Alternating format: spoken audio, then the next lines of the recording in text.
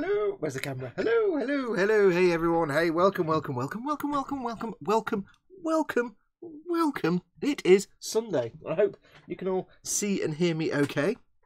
I may have to twiddle with the brightness a bit and stuff because I kind of did all the colour brightness test without all the lights on, so that was special.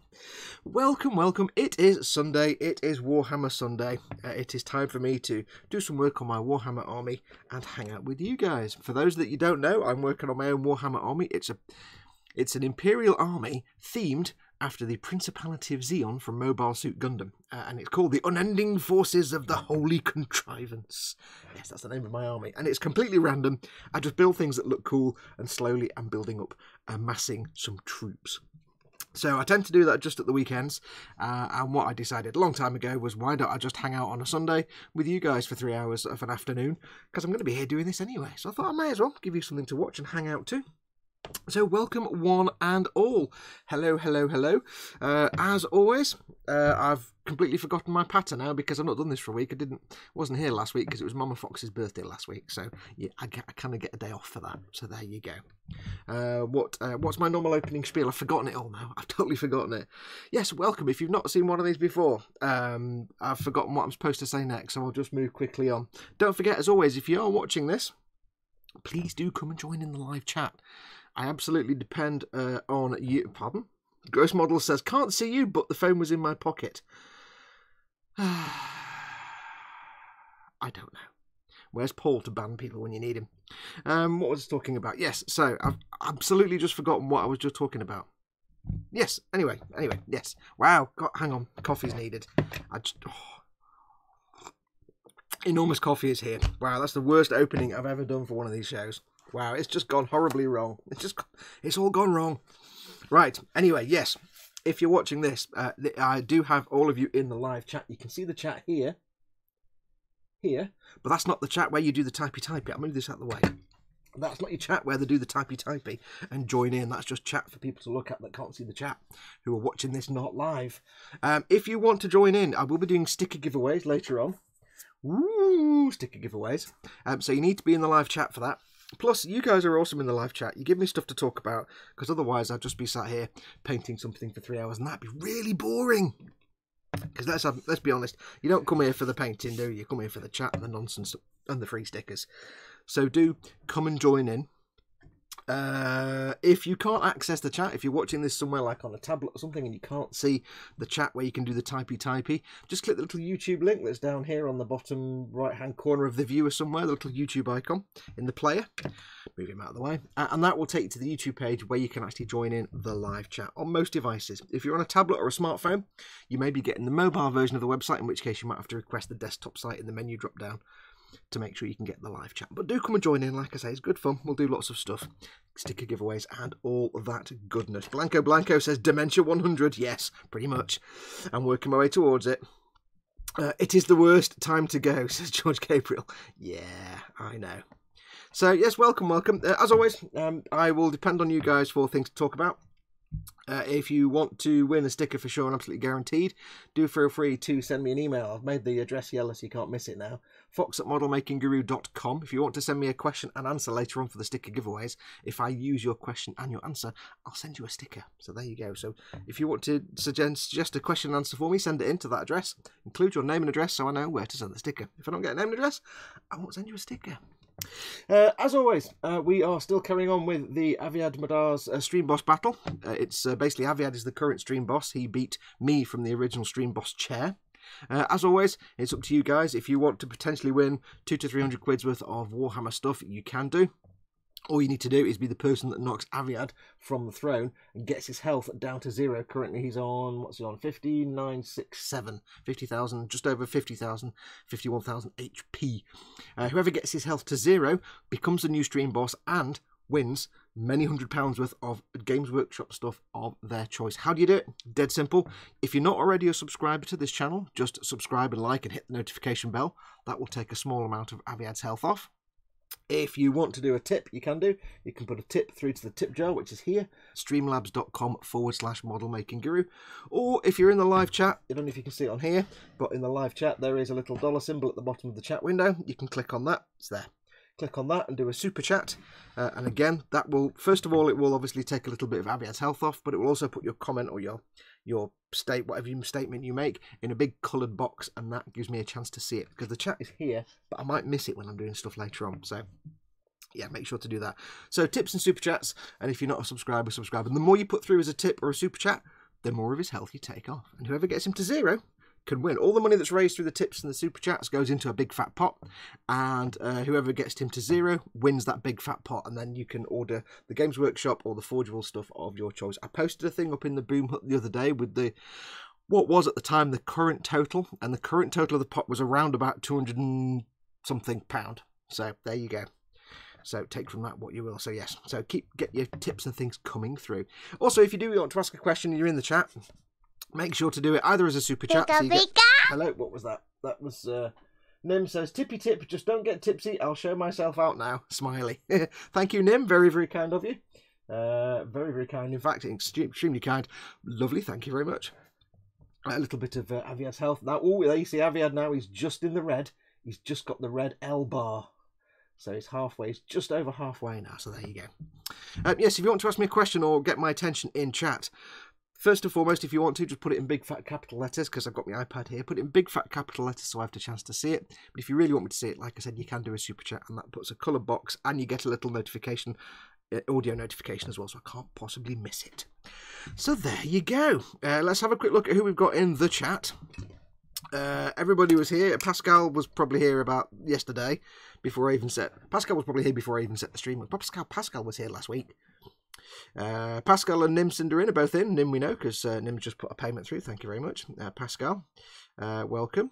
Who else have we got? Pascal and Nim were talking about having noodles, which meant before this show went live, I had to go downstairs and have an emergency pot noodle, because I was like, oh, noodles. Oh, I've got half an hour. Oh. So I went to make my big coffee, and I had an emergency pot noodle. And now you know me, I love my pot noodles. But if you've ever tried to eat a pot noodle really fast while it's still hot, it involves injuries and burning and discomfort. And there will be fatness later on. Oh, hello. Cy Reynolds, time to enthrone the... What? Wait. What? Well, well, bugger me. Hello. That's just blown everybody's trousers, isn't it? Wow. 275 quid has just blown Aviad Madar right off the throne. The new stream boss with a health of 100,000 is Cy Reynolds. Holy cow on a stick. Well, that's blown my trousers. Cy, awesome. That's just taken the pot to, I'm going to guess, 470 odd quid, doing some simple maths. Okay, that's how stream boss works. Cy has just won himself almost 500 quid's worth of Warhammer or Games Workshop stuff. I just stopped the stream now. Whoa, that's insane. Okay, right, what I'm going to do, I'm going to very quickly, because I need to do this before anybody puts anything through towards Cy, I need to make a quick change to the stream boss. So, and what I'm going to do, it's kind of pointless me explaining it, but I have to do it now. The way stream boss was working was that at the moment, if somebody had, say, so much health left, and it may have been, like, you know, say £200 to get him off down to 0, anything over that didn't go anywhere. It goes into the pot, but it didn't have any effect. What I'm going to do is I'm going to make a quick change so that going forward, if anybody overpays and gets somebody to 0, but they've paid more than that, it'll come off the next stream boss thing. So I'm going to do that. I have to do it while it's live, so let me do that very quickly now. I can't do it when it's not live, so don't put anything through because I need to change something. Hang on, I need to remember how the hell to do it. Reset stream boss is Cy Reynolds. Starting health is 100,000. 100,000. Ignore the things you're seeing on screen. 100,000. Mode is... I can't remember what the mode is now. Ah, incremental. No, we don't want incremental. Overkill. I've got to read things now. This is not very exciting for you, guy. Okay, no, let's, in fact, no, you know what I'm going to do? I'm going to leave it as it was. I'm going to leave it as it was. Because, hang on, I've got to... Wait, who's Kevin? That's not right. Hang on. That's all gone wrong, hasn't it? Hang on, hang on. Who the hell's Kevin? No. Right, hang on. Hang on. 100,000. Fixed. Source. It needs to tell me where do I put the person's name. Oh, I've broken it now. Hang on. Si, you might end up being known as Kevin. Oops. Hang on. Right, let me set the health. That's 100,000. It's not me. No, what? No. Oh, I've broken things now. Right, manage battle. Theme, that, damage per dollar, source. Why is it not giving me the option of somebody's name? Oh, I had to press a button, didn't I? Oh, current boss name. That's no, I don't want to. Right, hang on. It doesn't give me the option to change the button. Let me. Right, hang on. I may have broken it. Hang on a minute. Don't worry, Si, you've still won a significant, enormously huge prize, but I'm just trying to reset this damn thing now. How do you change the boss name? Reset stream boss. Kevin. I don't know why it defaults to... This is weird.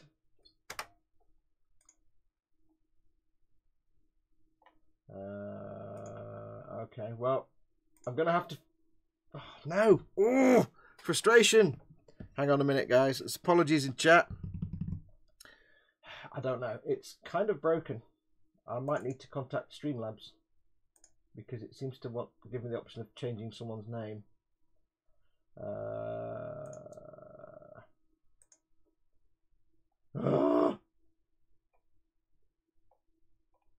This is absolute ass.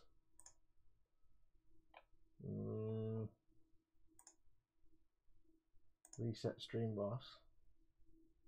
I don't know who the hell Kevin is. I don't know why it's not letting me change it.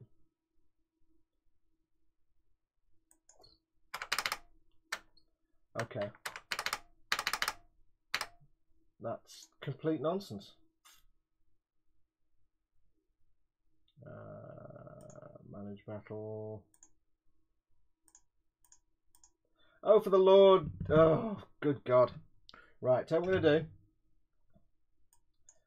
Si Reynolds, I hate to ask you this, but I need to ask you a massive favour. Can you please...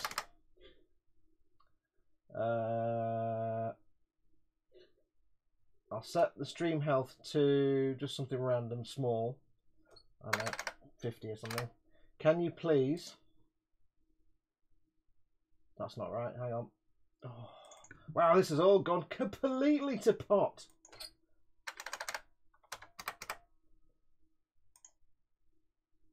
Right. No, that's far too much. Let me just adjust it again. This is going to be a really exciting stream for somebody to watch, isn't it now? Oh dear. Right, let me set the stream to something stupidly low. Right. Si Reynolds, could you please pop through a tip of just £1? I do apologise, but that should set it to you back again. On the plus side, it's an extra £1 in your pot, so you've got up to 476 quid. God, do you know, I'm not touching that ever again. I'm going to leave it as it is. If you could pop one through quickly. I do. I'm going to drink lots of coffee now. That's really rubbish. It doesn't let you adjust the stream boss's health. And you can't change anything. Pika pika! Right, except now I've got a problem. I want to set your health to 1,000, 100,000, and then it's going to change it again, isn't it? Hang on. Hang on. I've just had a sudden horrible thought. I know what I can do. I know what I can do. Hang on. Right. It's going to ask me to do it again, isn't it? Damage for that's wrong. I want that one.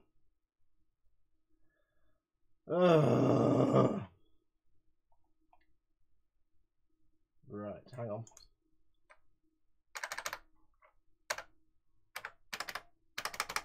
trying something now. No, it's not going to work. I'm completely screwed because if I adjust this now from 20, it's going to be me again. This is complete nonsense. I can't change the amount of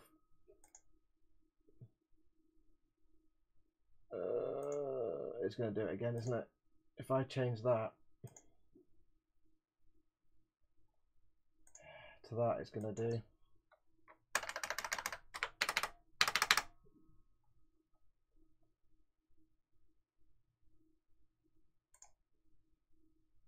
No, it's defaulting it to 3,600.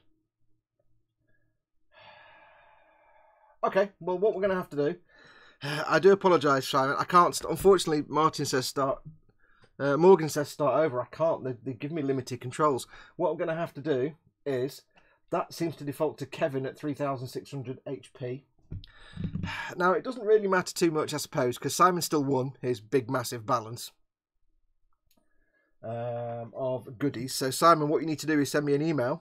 It will get into. Well, I know you're on Facebook. Send me a message on Facebook. I'll let you know what the full balance is, and then we can work out what you want to do. What basically happens is, whoever wins the stream boss becomes the new stream boss. As you can see here, it's not Simon, it's Kevin. Sorry, but becomes and wins whatever's in the pot, and that's going to be about 400 odd quid for Si. So basically, he will then. I'll tell him what the budget is. Si will tell me what he wants from Games Workshop or Forge World, including shipping. The winning pot includes all your shipping costs, if there are any. There won't be that much. And then I simply order it and send it to him. That's it. That's all that happens. So, George Gabriel says, I walk away for 10 minutes and everything goes to pot. So, right, that's a right pain in the bum, that. I just need to do a quick bit of maths. What I'm going to do, before we go anywhere... I'm stuck with Kevin at 3,600 HP, which is nonsense. So what I'm going to do, I'm going to tweak things around a bit. I'm going to leave Kevin as the stream boss. I do apologise, Simon, but I'm going to adjust him so that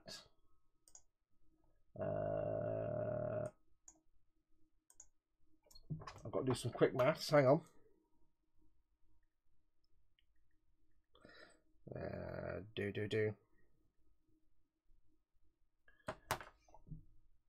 Right, I'm going to make some quick adjustments so that right, I've adjusted it a bit so that although we're stuck with Kevin at 3,600, we should have hang on. 3,600. Yep, we should have I've changed the amount that gets taken off when you put your tips and super chats through for this one, so that there'll still be a nice big fat pot at the end of it. You just don't start off with 100,000. So I do apologise, Simon. It now says Kevin, so you are Kevin. But don't worry about the fact it says 3,000. I've changed the scale. So when you put $1 through or £1 through now, it's going to take off a certain amount of health. But it's still going to come out with a nice big fat pot. So it's going to be a bit different. And then whoever wins the next one, I'll put it back to the way it was. So you start off with 100,000 health, because it makes more sense that way. God, but that's... Can you add text to the screen so it will say Kevin Si Reynolds? No, you can't edit it at all. You can't change it. It's completely limited. Oh well, that's a right pain in the bum. Anyway, I do apologise. So it's now Kevin at 3,600. So we'll start again, shall we? Right, that's all just thrown me completely now. That really has. This should be remembered henceforth as the day that Si broke Fox, says Si Reynolds. Yes. Si Reynolds says, but I think the pot's about 470 quid. I got some shopping to do. Yes, I will contact you. In fact, I can have a quick look. If you don't mind waiting a second, I can have a quick look. And roughly guess what the balance will be. Because you still win that. Don't worry about that. That will be... It might not have gone through yet, but it might do. Let me have a look and see. This stream has gone to pot already. Wow, it's just all gone brilliantly and also terribly at the same time. Right, it would seem that, Simon, your balance, your pot for your winnings is £492. Okay, let that sink in. You've just won, for 275 quid, you've just won almost 500 quid's worth of Warhammer stuff. That's how this works. So, yep, you've just won almost 500 quid of the stuff. So what you need to do is go on to Games Workshop or Forge World. It can be either. Have you just changed? You just changed your name to Kevin in the chat. I like that. Good girl. Right. So yes, you need to go into Games Workshop. Now you can do Games Workshop or Forge World. Doesn't matter.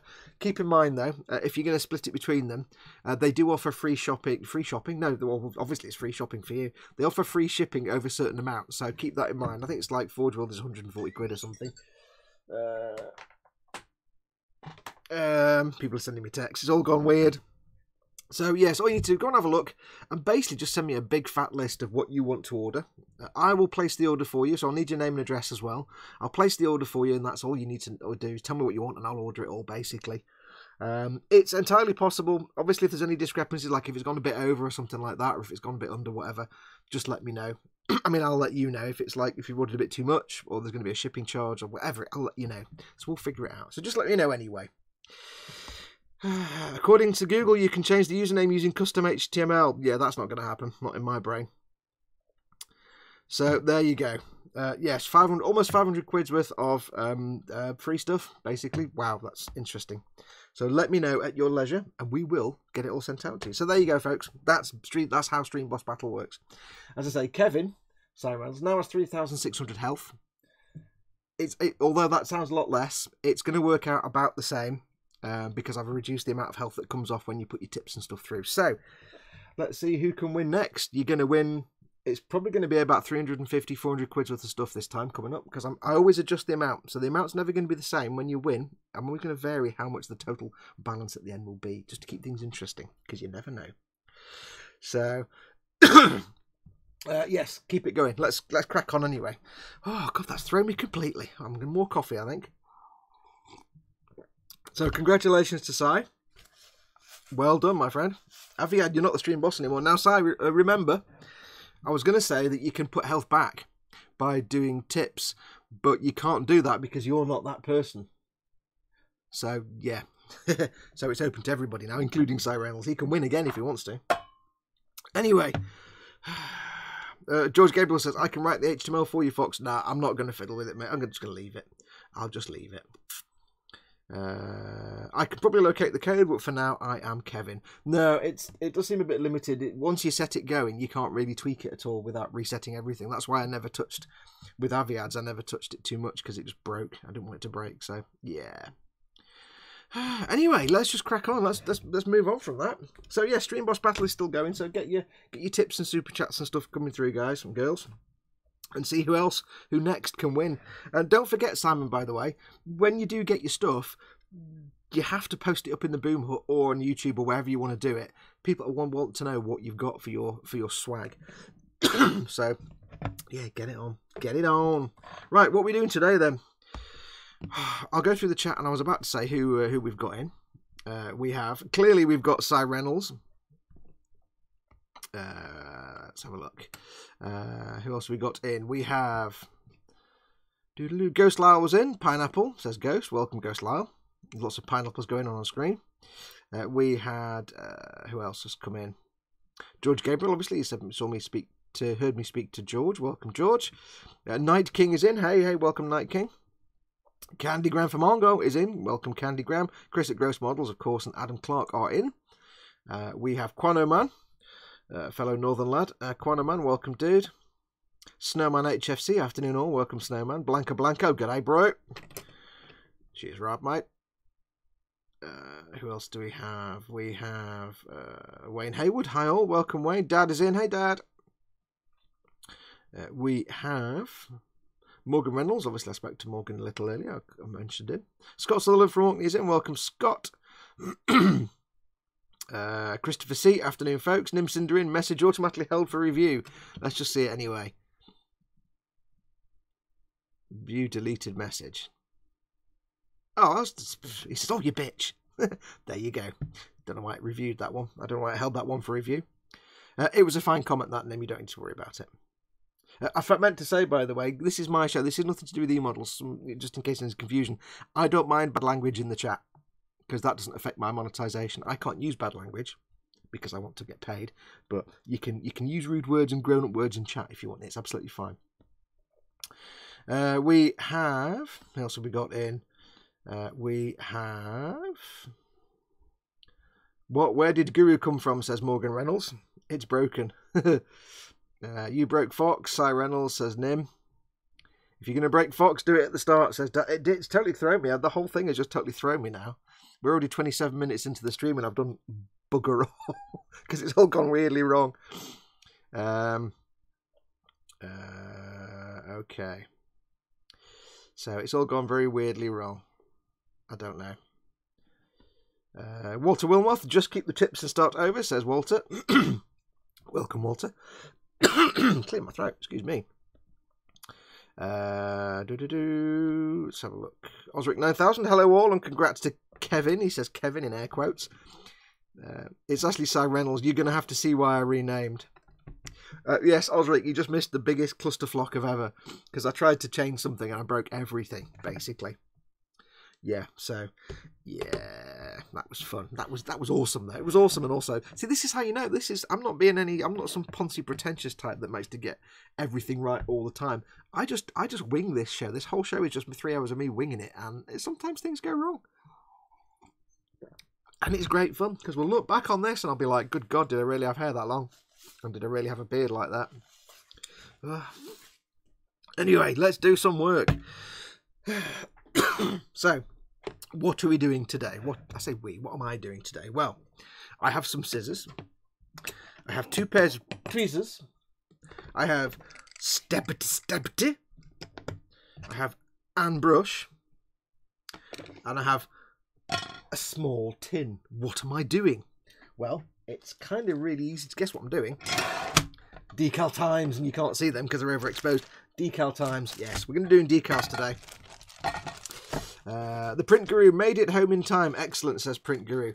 Yeah, you just missed all the fun, Print Guru. So when you finish the show, go back and watch the first half hour because it all just exploded. Everything just blew up and exploded.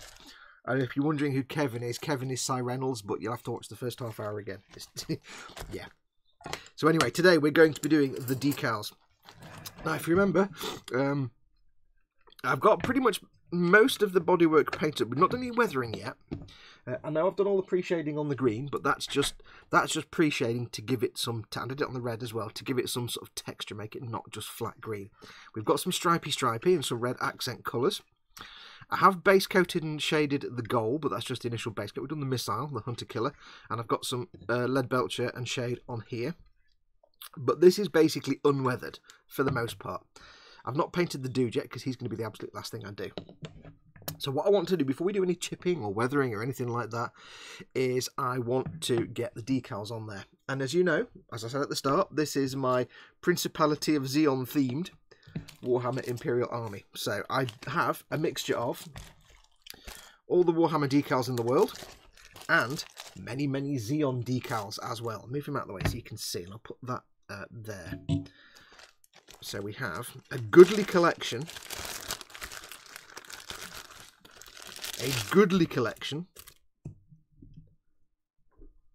Of Xeon water slides. Many, many different markings and bits and things. They're all just like generic Bandai Xeon water slide kits from various things. There's also some Metal Gear Solid ones there, so we'll have to use those. I've got some Neo Xeon as well, but I don't know if I'll use those because they're Neo Xeon. It's a different time period from regular Principality of Xeon. So now what I'm going to be doing is I have, if you've not seen one of these before, I've not got a huge plan for this army in advance. However, what I am going to do is I'm going to have 3 Imperial Knights, one of which I've already built and painted. One is going to be a Zaku. One is going to be done up like a Goof, and that'll have Rambaral markings. And one is going to be done up like Char's Zaku. Now, the Zaku's been done, and that's all green and dirty and knackered and horrible. The goof will be a bit weathered and all blues, and the chars will obviously be red and nice and shiny. So I'm going to have different things. So there'll be like my Tempestus Scions are going to be painted up to look like char colour, so red with white accents on the uniform like gloves and boots.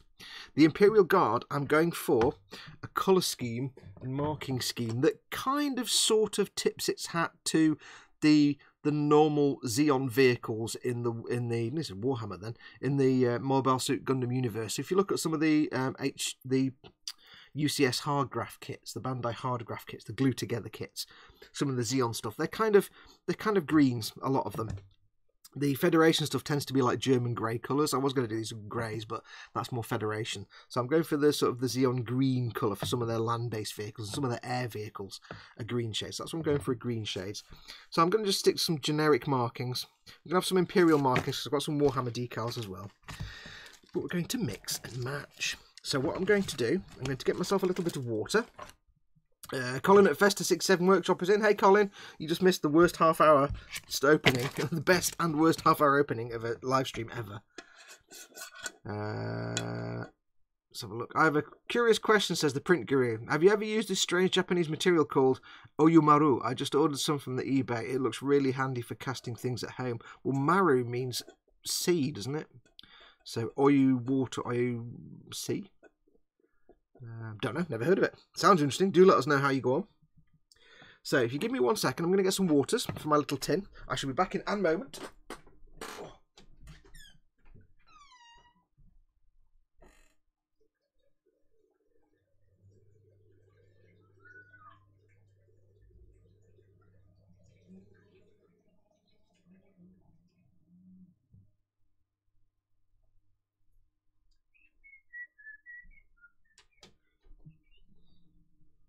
Wow, look at that.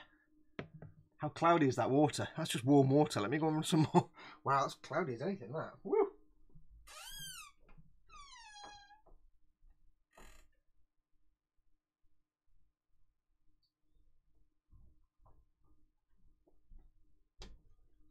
There we go, that's much better. So we have our water. For them decals.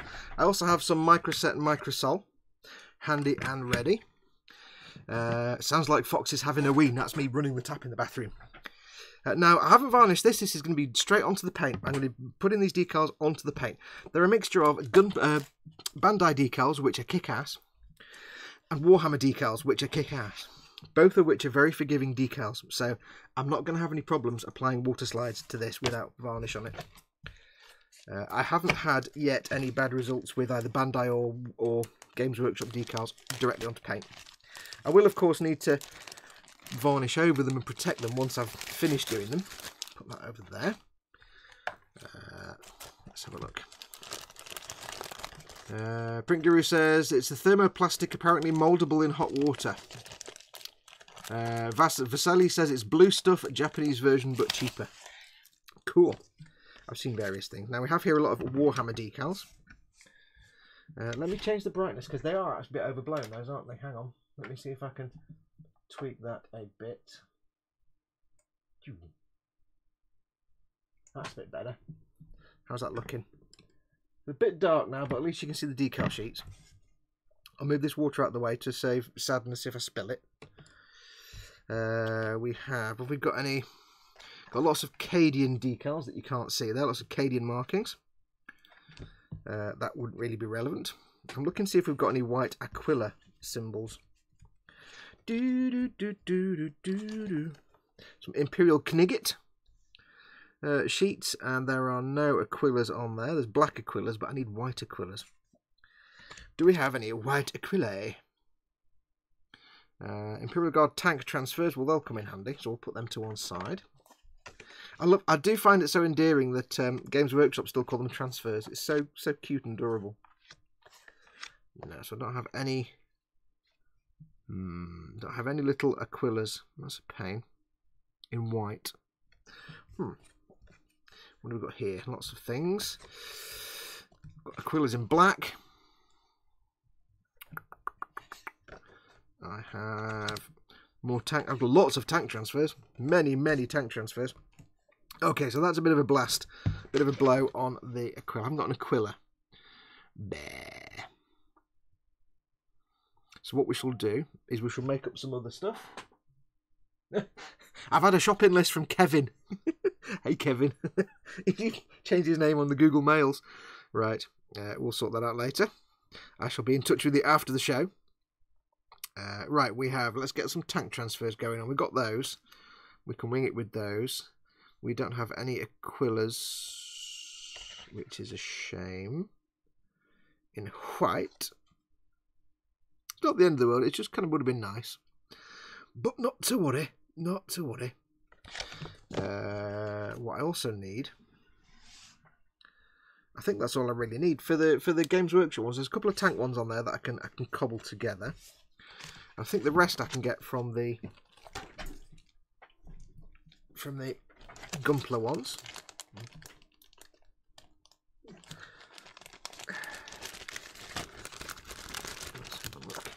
Yes, I have many Aquila, but they're all black, so I can't really use those very easily. Actually, then again, some of those Imperial Knight ones are quite nice. We'll keep them Imperial Knight ones to one side. We'll keep them to one side, you never know.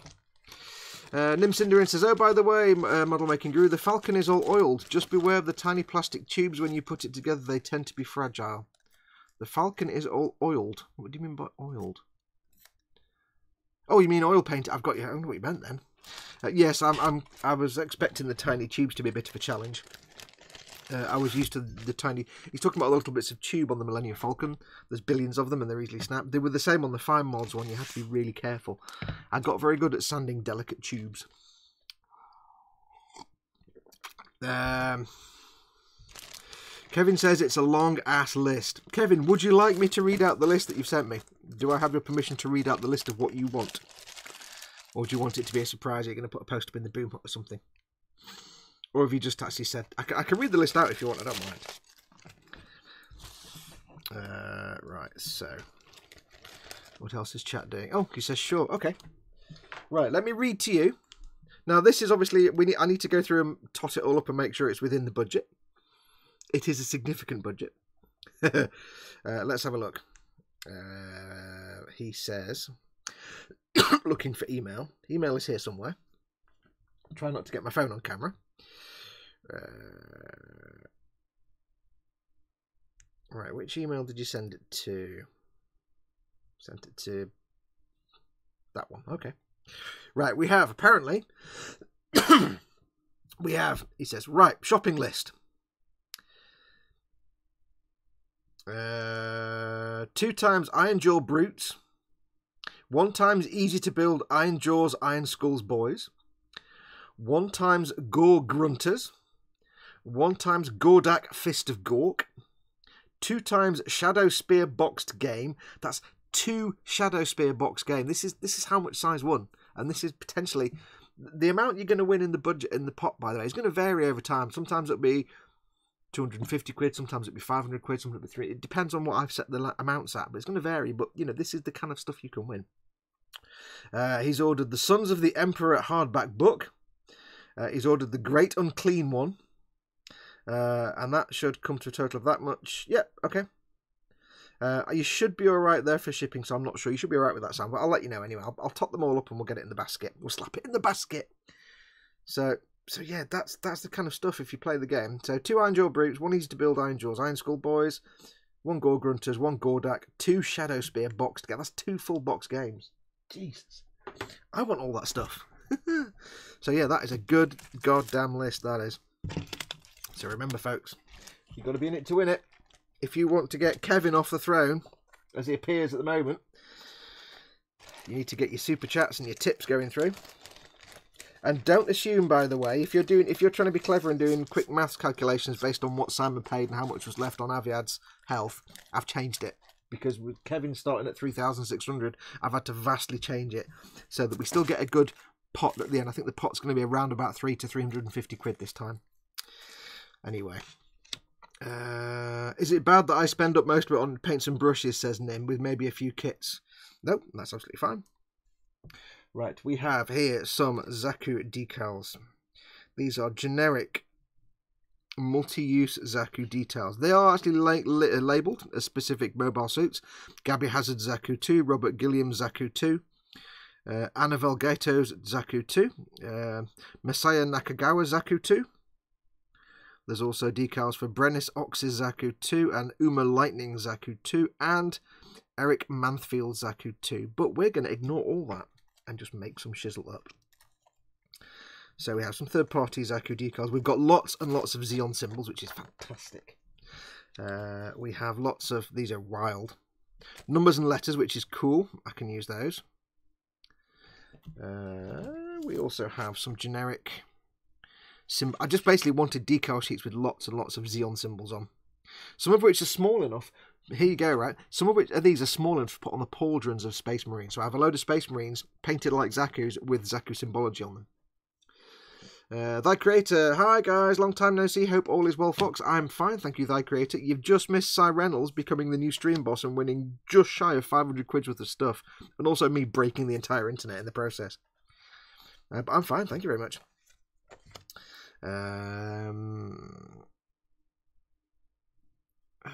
Let's have a look. That's like a year's worth of models for me, if not 18 months, says Cy. I'm gonna have to remember that Kevin is Cy now. Yeah, I mean that would keep me going. I've got 20 Tempest Sounds I've been painting for 6 months. I've not even got past the base coat yet. So yeah, keep me going. Right, so we have lots of generic markings here anyway. So let's just do some goddamn work. Walter Wilmoth says, I've never done Warhammer or Gunpla, but you have maybe inspired me to try it after my Panther full kit. The beauty of Warhammer stuff, Walter, is that even if you have no interest at all in ever playing Warhammer, even if it's just not in any way, shape or form relevant to your interests, they are beautiful, beautiful model kits. They're beautifully engineered. The detailing on them is absolutely fantastic. They go together like a dream, save for a few of the really old kits. They go together beautifully. They really don't give you any trouble, and they are perfectly designed for brush painting. They are so forgiving. So if you're thinking about it, you don't have to spend a fortune. The pricing structure is weird. It's not like a normal kit. You don't pay more for bigger kits. The pricing is based on how important the model is on the tabletop. So like this might, this for example, costs half as much as an Imperial Knight.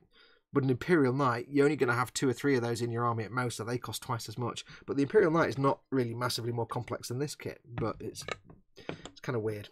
But you can get some good bargains that way. So what we're going to do is we are going to get some decals going.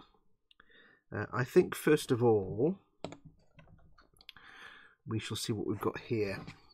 We can put some things on the side. This is begging for something to go in it there. I think a big fat Xeon symbol would be most pleasant at this juncture. Let me find a big fat Xeon symbol. Is that a big one? I've got a bigger one. How big is that? That is perfect. Perfect. Right, so that's there. So yes, when I finish the show, I shall hop onto the Games Workshop's website and have a look and see. If you change your mind before I do that, obviously you're more than welcome to change it up a little bit. I will confirm before I press any like buy all this stuff button that you're absolutely sure what you want. So we'll just get these little symbols off. I need to move the camera a bit down to because it's kind of in the wrong. Where's the middle of the screen? It's there. Just need to get these off the sheet. I'm going to do 2 big fat Xeon symbols first. Oh, I'm all at 6s and 7s now. I'm all over the place because it's all gone weird. It's like brilliant, but also totally thrown me for a loop.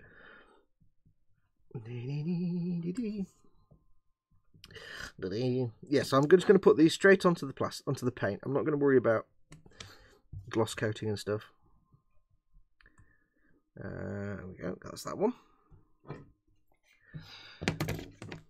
But I will obviously coat them later on. So we want to get these in the waters of life. The waters of life. I dip them in the probably cold water by now. I'll do one at a time. Did I do one at a time? Yeah, I'll do one at a time. Do we still have a Q&A time for stickers? Says Thy Creator. Yeah, that'll be probably about 4:30, maybe. So about an hour. Nimcinderin says, yes, it's oil painting on the falcon and the pick of the falcon is up in the boom hut. Yes, awesome. Let's have a look. Nimcinderin says to Cy Reynolds, if you want to share the wealth, I'd be willing to take a donation. Cy Reynolds says, I've corrected it again. What, your list? I'm actually going to use a brush for decals this time. Do it on camera, dear. Because I'm going to change the visuals again because it's a bit dark now. There we go. You might not see when it's on the sheet, but you'll see it. I'm using a brush for decals. I get told off so much for using tweezers. Okay, so that's going to go there. This needs to sit on top of something, so I'll drop it like that, and then what I'll do is I'll get a pot of glue, and that can be a little thing to rest on like that, you see? And that can sit there. Chat, you're holding my model in place. There you go. You're supporting my model. So what we're doing, I say this is before any weathering. What I'll be doing is the weathering will go on after. So these will be all weathered up. I will do any chipping or anything like that. We'll go over the top. Any painted on chipping. And you can see here this goes over like a little hole for a handle. So I'll have to push that in and make sure that gets cut around a bit. Or do we want to put it somewhere else completely? No, I think it works there, to be honest. So that can sit there. Line it up with that rivet. It's all in the wrong place, isn't it? I do apologise. Line it up with that rivet. So what I shall do is get myself an cotton bud. We're going to squeeze this down. No, and move it. Fantastic. Thank you. Thank you very much. That's very kind of you. I'm going to move that around a little bit. Now, if I was making this as a clean build, I probably would go to town with some kind of gloss varnish and stuff on there just to protect the paint. Ooh, it's really moving around, isn't it? To protect the paint completely.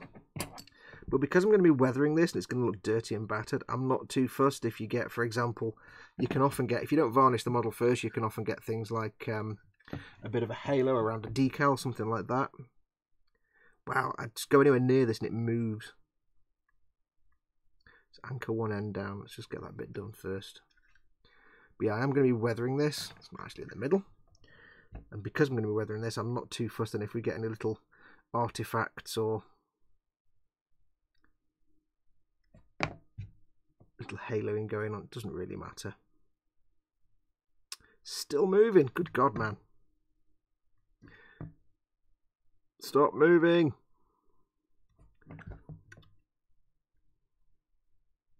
I'm quite anal when it comes to my decals. I need to make sure they're all lined up and everything. Right, that's getting on my nerves now. Every time I touch it, it moves. I think we're there. I think we're there. Now it is going to be sitting above this hole where the sort of handrail for the hatch is. So I'm going to have to get that pressed in and microset and microsol it to get it to conform. It will conform. But for now, my priority is just getting this damn thing on. So it's not moving around. There we go. Lovely. Oops. Ah, scrumpled it. Ah. There we go. Wow. Challenging right from the start. Let's get a little bit of water on that. We'll just loosen that up a little bit. There we go. There we go.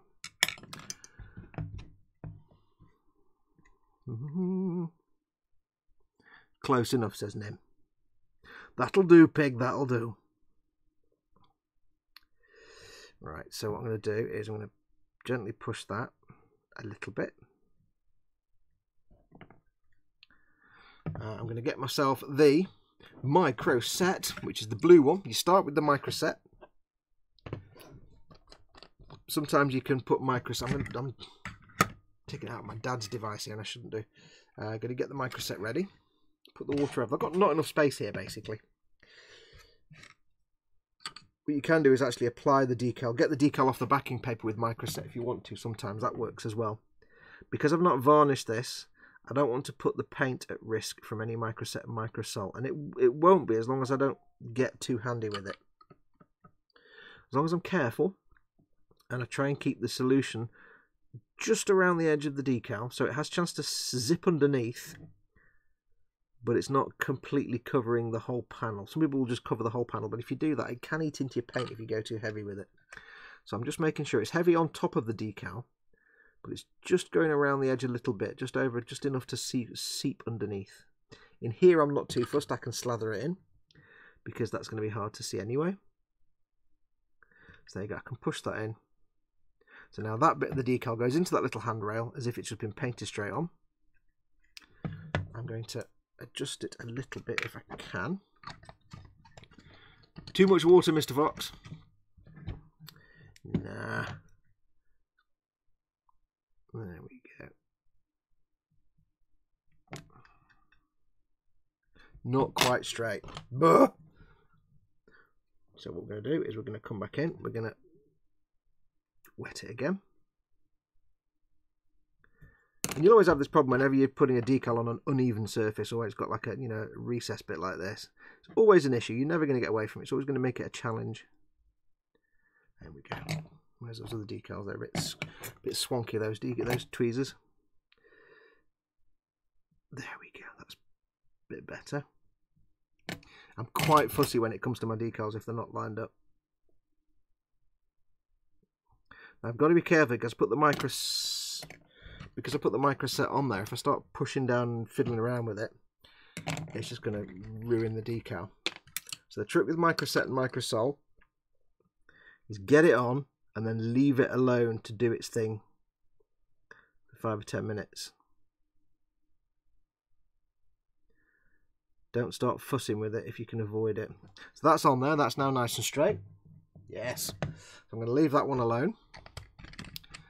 I'll just do like I say, some people, sometimes they'll put the microset on the surface, or they'll soak the decal off the paper with the microset first instead of using water. And then, once that's dried, I can go in with the microsol, because the microset is the thing that helps the decal adhere to the surface and stick down initially, and then microsol I'll go in later.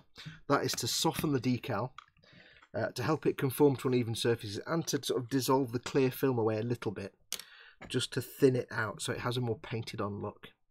That's the trick. So I'm going to get the other one going, and we'll get this one on as well. Right, where's the actual camera? It's there, isn't it? So I need to be working here. There we go.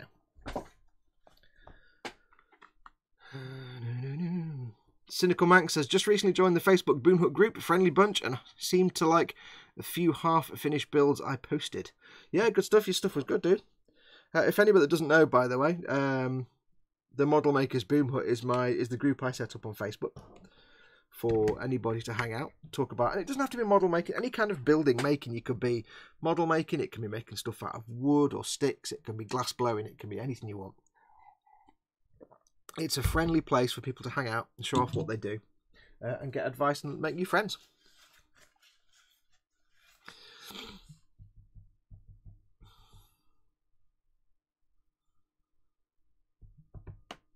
Right. Okay, I'm just going to let that decal soak for a bit. Give it a minute, 1 moment. I've just got to quickly check something for you guys. Give me a second.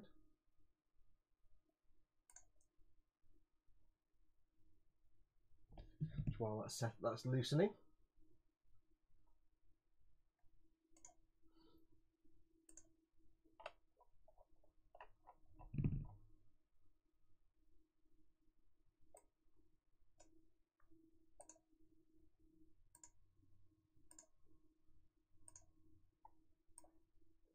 Right.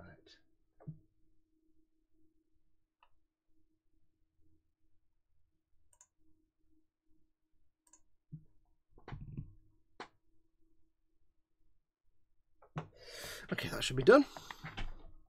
William Rayborn says, good morning, people. Hope all are well. Thank you very much, William. I'm fine, thank you. Tyrone Key says, hello everyone on Fox. Have you got the codexes you need yet? Because if not, you could get Battlescribe. It's an app which gives you the rules you need for your armies, and it's free. I've got Battlescribe, and I used it for a bit, but it did seem pretty good, but I couldn't get any way to export the stuff I was doing on my computer, on PC, to my iPad. Because my idea was I'd take my iPad with me to play, and then that would be, I could use the Battlescribe on there. But unfortunately, I couldn't figure that out, so yeah, I gave up. So far, I've got codexes for. What have I got codexes for? I've got codexes for Astra Militarum, so I'm covered for pretty much most of this stuff. And my Tempestus Sounds, they're all covered and sorted. What else have I got them for? I have them for. I do have the Forge World Imperial Armor of the Imperium Codex for my Death Court of Krieg. So when I eventually get them built, I've only got like 10. I've only got like one squad of 10 for that. So it's early days for that at the moment. So I can play them. Because my problem so far has been I've been building all the units I've got for which I don't have codices, like Space Marines or Imperial Knights. I'm like, oh, stop building stuff I don't have a codex for. Because my plan is build up enough troops initially, paint them up and everything, that I can actually go to my local store and learn how to play. Because that'd be nice.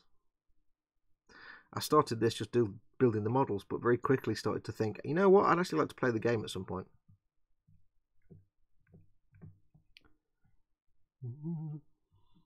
Are you really Sai? Says Nim Cinderin. Sai says, well, hang on, lost. I'm innocent, says Sai. Are you really? Says Nim. And Sai says, no, but Breaking Fox was funny, you've got to agree. Yes, if you missed the first half hour of the stream, when Sai Reynolds became the new stream boss and basically broke everything. I broke everything.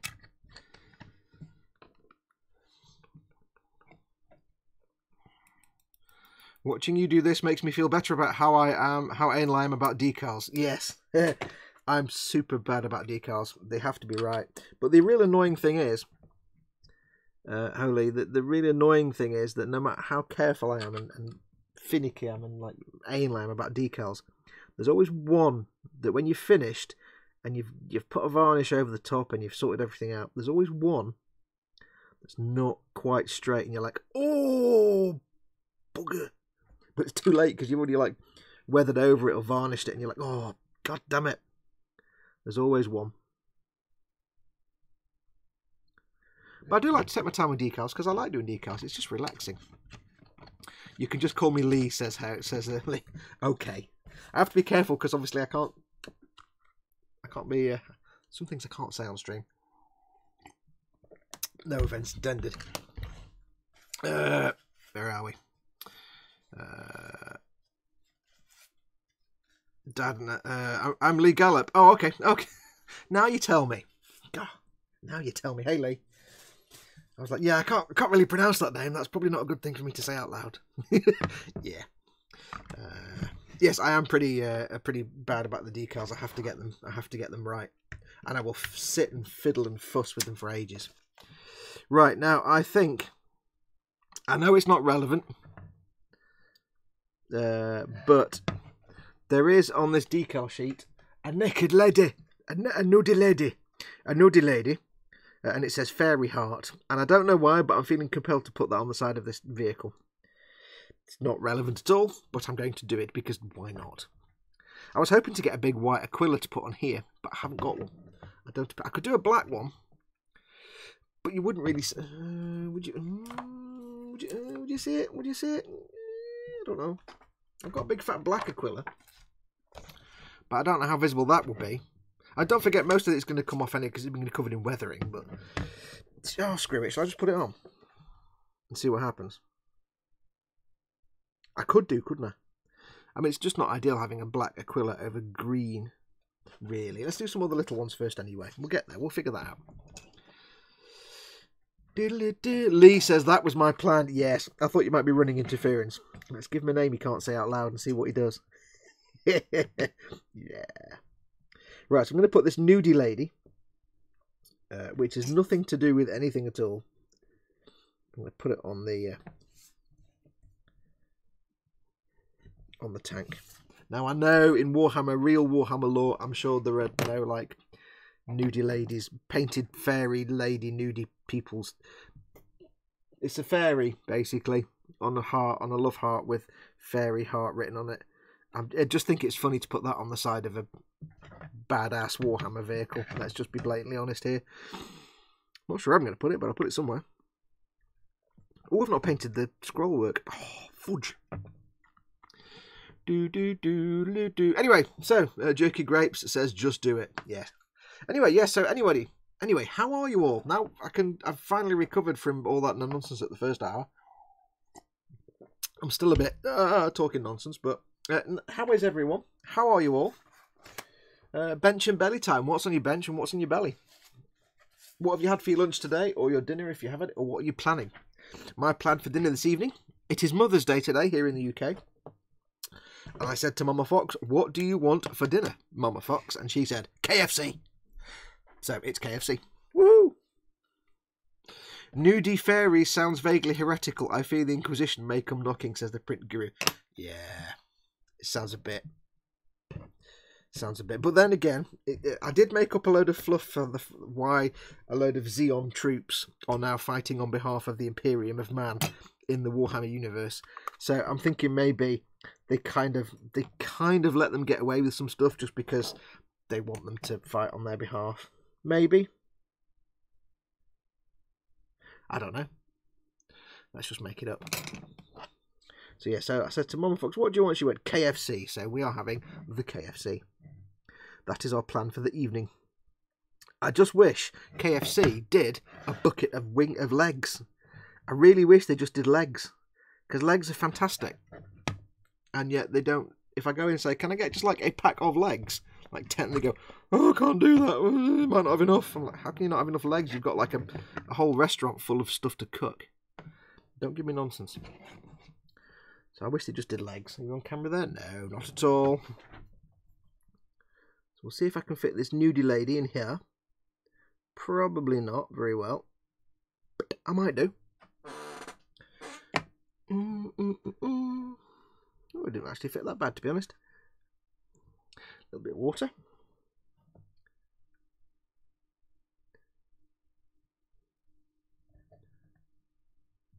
Although it's red text on a red... Yeah, there's nowhere else I can put it that it'll fit, so... It'll have to go here. It has to go here. My problem is that I choose paint schemes that don't lend themselves to all the decals I want to put on them. There you go. She almost fits like a glove. Like a glove.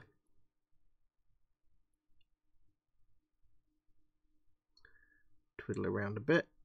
A little bit of creative nonsense. A bit more water. Wow, I'm totally off. Let me move the camera because I'm working here. Let's move the camera to here, shall we? Hopefully you can see. I'll just double check you're in focus as well. Focus. There. Near enough. I make a mark on the desk as to where I'm working, and then what I do is I just then totally do it everywhere else instead.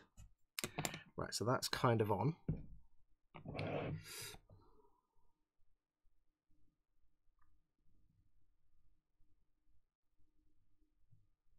Kind of on. The creator says, anyone know if it's worth getting this thing called a folio? Just seen it for sale in my local store, and it's like a white box to take nice pictures. Quite simply, no. Not really. I mean, if you're just making miniatures, like individual figures, they're okay. But you know what's even better? Go online or to your local art store and just buy a decal that won't goddamn sit down. Just buy a big roll of white paper. Because what I do, or what I've started to do, is I have above me there's like a bit of a rig, so I've got a piece of string with the roll of paper on it. And when I want to take a nice photograph, I just unroll the paper down and along over the desk like that. And because it's curved, it gives me no shadow. I'm not brilliant at it. I'm still trying to perfect it. When it's curved, it gives me no shadow, and I just get a white background. Because the problem with those folio things, and I've got one, is that invariably you end up being able to see the gaps around the edge, and it's kind of a bit pants. So yeah, I wouldn't bother. roll of paper and some good lights, and you'll be fine. This decal is weird. It really does not want to settle down at all. How very strange. There we go. She's being a bad girl. Is my naked lady. Naughty lady with the boobs. It's a flat decal on a flat surface, and she does not... Oh, there's little gaps. That's why there's little holes. Gosh darn it. In that case, we must poke a little hole for my nudie lady. Can't tell if that's a gap there. So what I'm going to do is I'm going to push that down. Is this on camera? Yes. Push it down there like that, you see. Doesn't want to stick at this side, so we're going to... There's a rivet there, that's why. So not a problem. What we're going to do now is get the micro... So it's still a bit lumpy bumpy. But what Microset and Microsol basically do is they stretch the decal out. And then they let it contract back. And in doing that, it kind of settles down against the surface. But they are two different products. You can use one without the other, but they are two different products. Microset, this blue one, the first one I'm using, is more aggressive than Microsol. And this one will theoretically give it better suction to the surface and help pull in. But then it's Microsol, the one that comes after, that is the one that helps encourage things to bed down into recesses. So I'm just going to... Now where there's like something like this, where you've got a hole or a gap, you really don't have a lot of choice. You will have to just rip the decal and push it in. But I'm going to give it a minute to dry and set a little bit, just so that when I push it in, it's not quite so bad. So we'll leave that for a minute to do its thing. Also, if you're habitually a brush licker, like when you get paint on your brush and you rinse it and you lick it in your mouth, don't do that when you've got Microset and Microsol. It tastes horrible. Let's have a look. Now I'm hungry again. What to order? Asks Nim. Jerky Grape says, I've been planning making a kit bash of a custom Inquisitor. Do it. I just need to get a bunch of bits to make the bloody thing. Chinese it is, says Nim. Cynical Mank says, on my bench is the Nerf Spaceship Scratch Builder Kit Bash, being painstakingly hand-painted, as I am poor and have no room for a decent setup and airbrush. No food yet, going out with the missus later. Cool. Yeah, I think if you're not flush, you know, I'm not the wealthiest of people. If you've not got a lot of money, there's absolutely nothing wrong with just buying cheap things and kit bashing it all. Just have fun, because it's still fun. You know, do work with what you've got. You don't have to go out and buy the expensive, super expensive kits. You know, I've seen people that just make like spaceships out of plastic cups and household items and stuff, and they look fantastic because they go to all the effort and they do a really nice paint job and they get it all weathered up and they got lots of little sort of leftover decals, and that's what kit bashing is. You know, let's not forget that when Lucasfilm built the Y-Wing, the filming model of the Y-Wing, the actual round bit on the front of the engine, at the sides, that was a thing that stockings came in, a pair of tights came in, that a brand called Leg, L''EGG. They came in an egg-shaped plastic container, and they just took that, cut it in half, and that was the front of the engine pod. So don't be afraid to just, like, you know, take household items and just kit bash things. That's where all the imagination comes in. That's where all the fun comes from. Right, so that's those two. I've given those two a quick coat of Microsol, so we'll let that sit for a bit.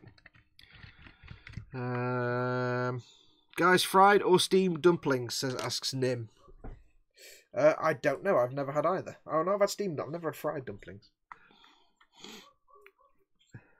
Snowman HFC says, can you put too much into making a one-off miniature? Yes, you can.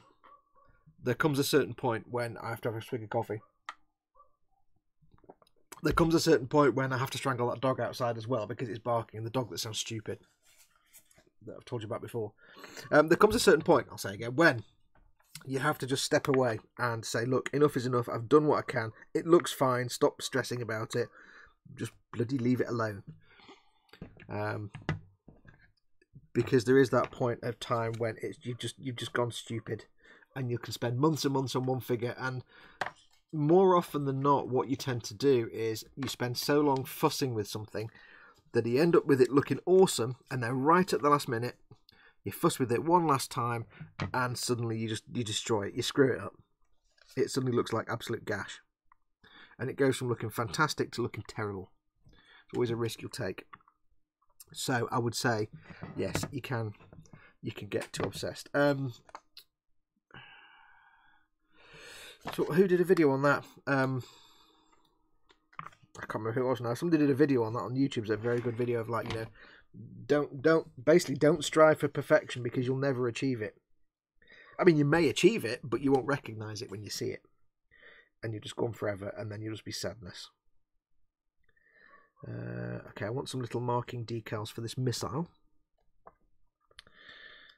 We have some little marking decals. Cool. So one thing I love about Gunpla decals is they have millions of little markings and hazard symbols and stuff that are just absolutely indispensable for anything you're building. That's great. You're going to apply, so I do. That's exactly what I do. So cynical man, glue random bits together and see what comes out. It usually works. Yeah. Lee says, my mum used to give me those egg things to play with when I was a kid. Yeah. The print guru says, steamed all the way for dumplings. You know that guy who orders fried dumplings and throws them into the soup? Ugh, says thy creator. Who remembers the famous tank from the old issue of White Dwarf made from a deodorant stick, says the print guru. Yep. George Gabriel says, on my bench is a poor Zaku 2 that I've been filming that's taken forever because the house stuff has to be built. For food, I will be eating Cinnamon Toast Crunch. Ooh. I don't know what that is, but I need to eat it.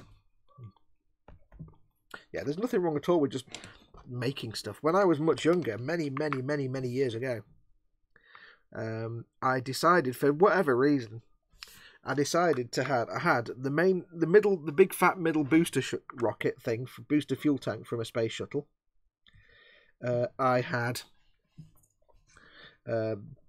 old kits that were knackered. I had the wings from a TIE Interceptor. I had the gantry rail parts from the classic old pontoon bridge kit, and all these bits and bobs, just random things from other kits that I hadn't used. And I made a spaceship which had, like, with the big fuel tank with the TIE Interceptor wings on the side, and it just looked awesome. It looked great, and I was just making do with what I had. And that dog next door but one, they just need to take it out and shoot it, because it's just annoying me now. It's a Labradoodle or some spongy little thing, and it's got the stupidest bark in the world. It's barking out, it goes whoop, whoop, whoop, whoop, whoop, like that. It doesn't even have any pitch. It doesn't change the pitch. It's the same boop, boop, boop, boop, boop. It's like that all the time.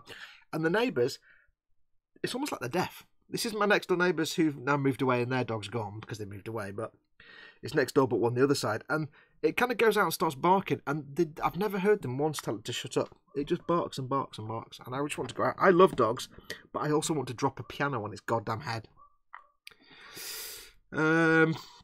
Nim Cinderin says, screw it, I'm getting Five Guys. I want a burger now. Damn my changing stomach. Yes. My local fish and chip kebab type shop does a burger called the Challenger Burger, and that's like something like 4 beef, big fat.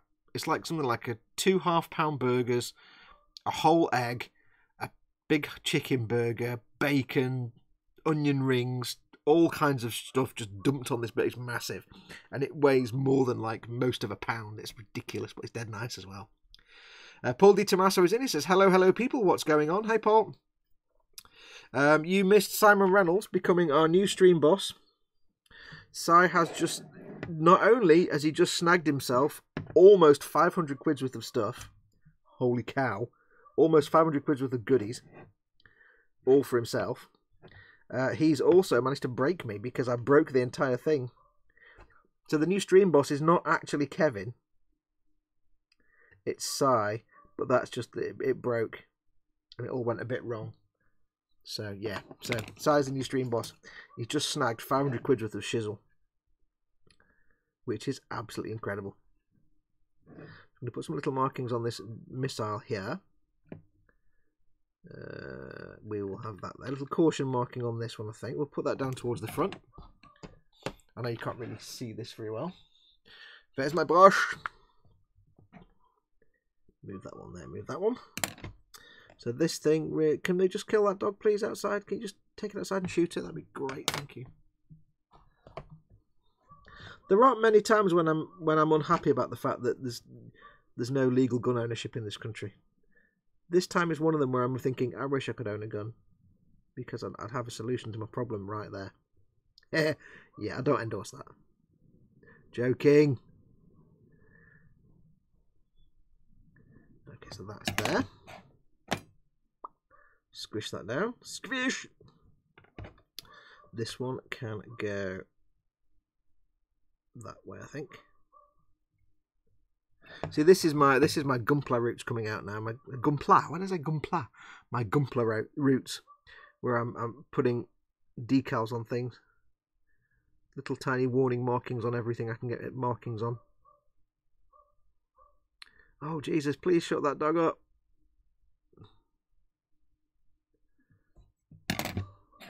I don't know if you can hear it on the stream. You probably can't, but it's just. It wouldn't be so bad if it, like a normal dog. A normal dog goes woo woo woo woo woo, and it has a conversation. It has pitch, and it changes the pitch of its barks, and it says things, and it has a conversation with you. This thing just literally goes bah, bah, bah, bah, bah, bah, bah. That's it. Imagine you knew someone that only knew one word, and they only knew one way to say it, and that was all they talk. That's the only way they talk all the time. That's what this dog is like. It's like go on your computer now, go on your desktop settings, and go to look at the sounds, your Windows sounds. You know, when you press a button and it makes a sound and stuff. Go into the menu, find one sound, and just press the button repeatedly to hear that sound. That's what this dog sounds like.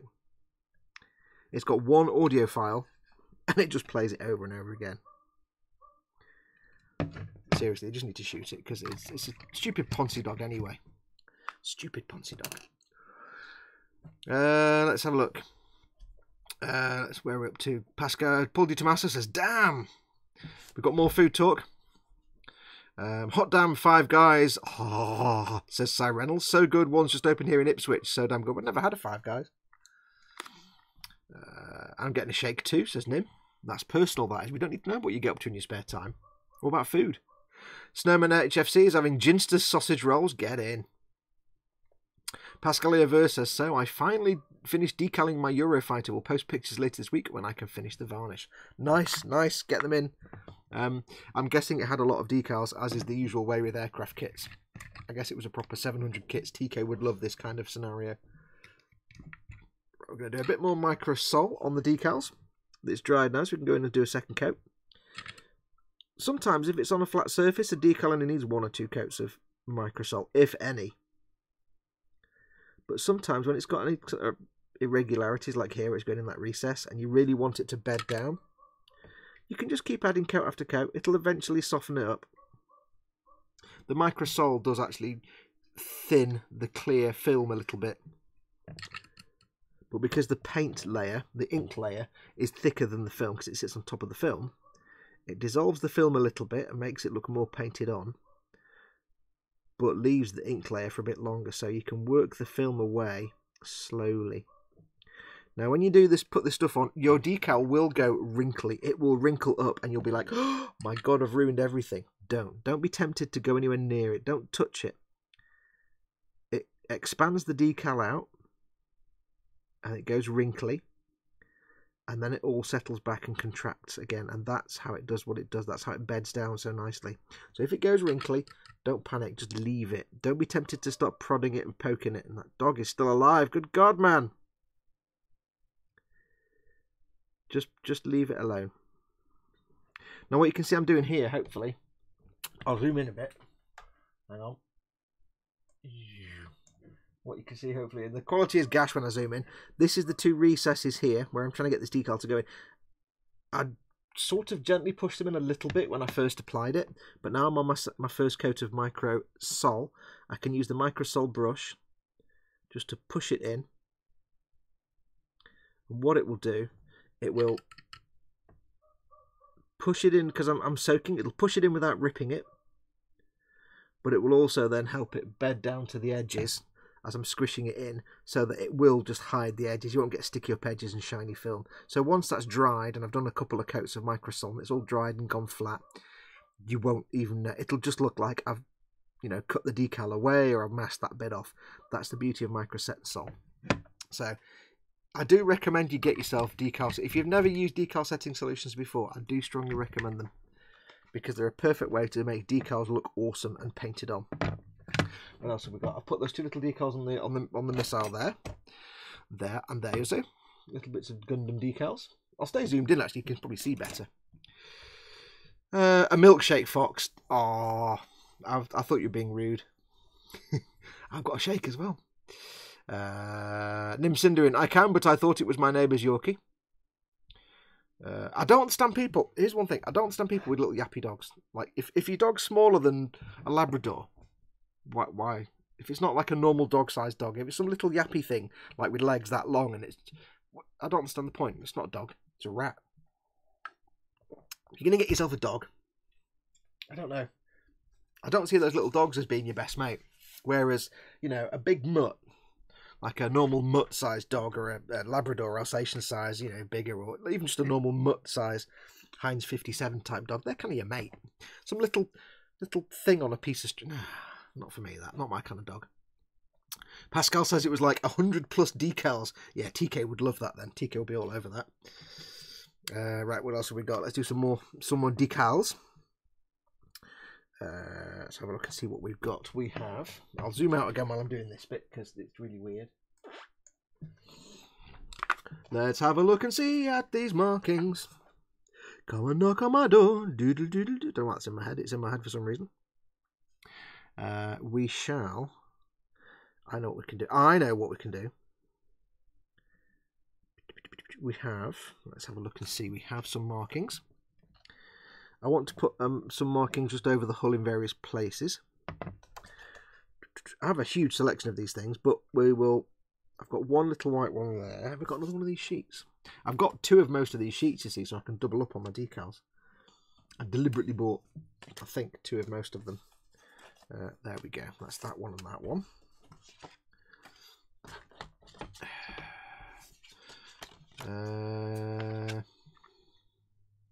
If you don't mind me asking, Fox, what happened to the Wheel of Giveaways? Do those still take place? Ask thy creator.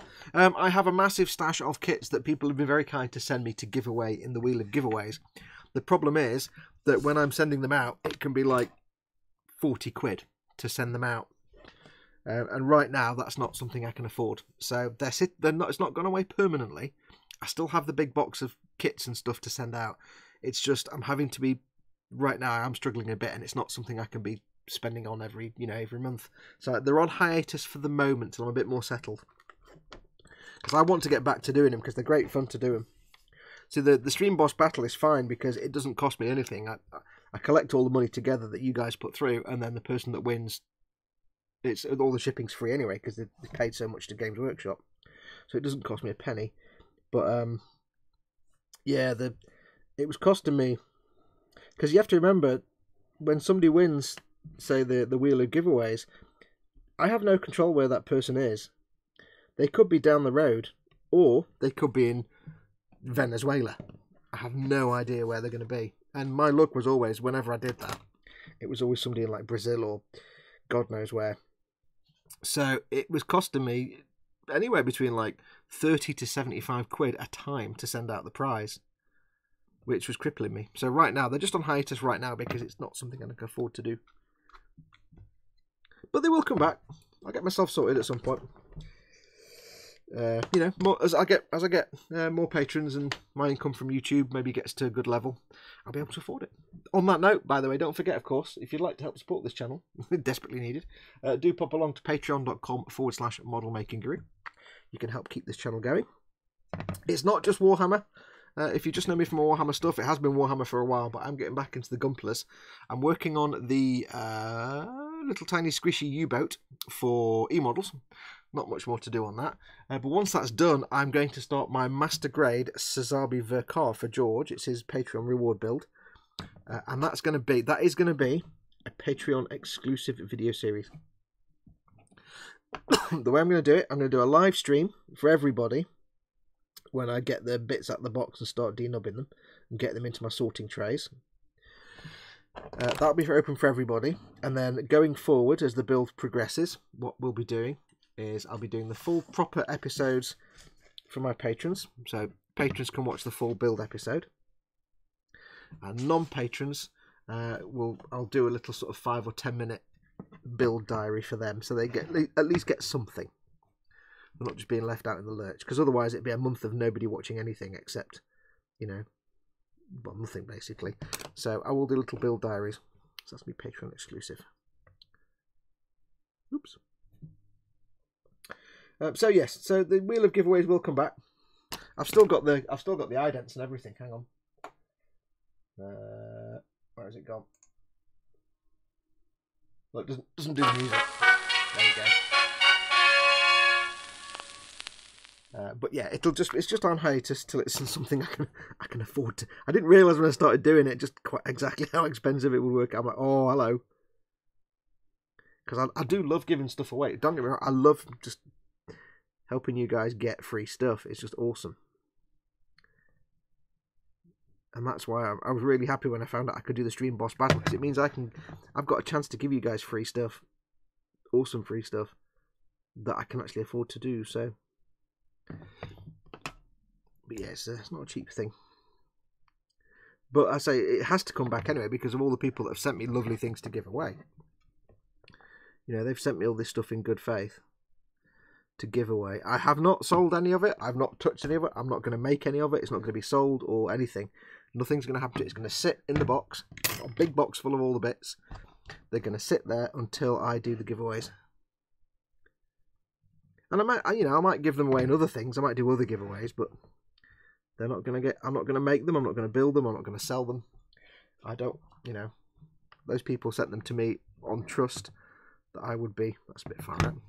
I'd be using them as giveaway prices, and that's what I intend to do. They'll be given away at some point. Right, so that can go there, that can go there.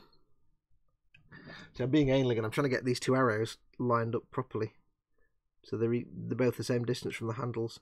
Looks about right. I think it's about right. I'm just being well too finicky with that one. Did you ever mail out the new for the 20k subscriber thing? Yep. That went to it was actually gifted. It was given to me by Cy Reynolds to give away, and it went to Phil Kett, who posted a picture up in the boom hut when he got it. So yeah, Phil Kett is going to be his first Gunpla. I can't remember if Phil's watching at the moment, if he's in chat. Did someone kill the stream boss? Says Alex Guys. Hey Alex, yes, Cy Reynolds, our regular follower and person in the chat, Cy Reynolds, killed the stream boss, and is the new stream. It says Kevin because I buggered it up. I pressed a button and it all went wrong. So the new stream boss is Cy Reynolds, and he won 490 quid's worth of stuff. He's now got a budget of 490 quid. I'll read it out again in a minute for anybody that wasn't here earlier on of what he says he's going to order. It's a significant amount. So yes, he won himself almost 500 quid's worth of stuff. So we have a new stream boss, which is not actually Kevin. That's because I broke it. Yeah. So it does mean, for those of you who play, that you'll know the stream boss can actually put their health. They can actually give themselves health packs by, if person A is the stream boss, and then person A and that person does a tip or something like that, it actually adds health. Now Simon can't do that because I messed it up and he's not the stream boss. So there's no way for the health to go up. I've changed the way it works for this one because it's stuck on 3,600 health. So whereas before $1 may have taken off X amount of health, this time I've reduced that down a lot. So the pot will still be about 300 to 350 quid, something like that. Hopefully, if I've worked it out right. Or something along those lines. It's it'll be a nice big fat number. Probably more than that, actually. Don't take that number as read at all. I'm pulling that out of my ass. It'll be a nice big fat number. What else have we got? Let's have a look. We have some markety stickers. We can put some on this door at the back. What do we got here? We have... okay, we've got more little... I like these little curvy arrow ones that suggest, like, this is the hatch that opens and here's where you pull it. Oh yes, hang on. I sure did, Alex, but then I broke Foxx and the stream boss. Oh yes, you did, Si, and we still want to see the blooper reel. Well, that's down to Mr. Foxx. It's his content.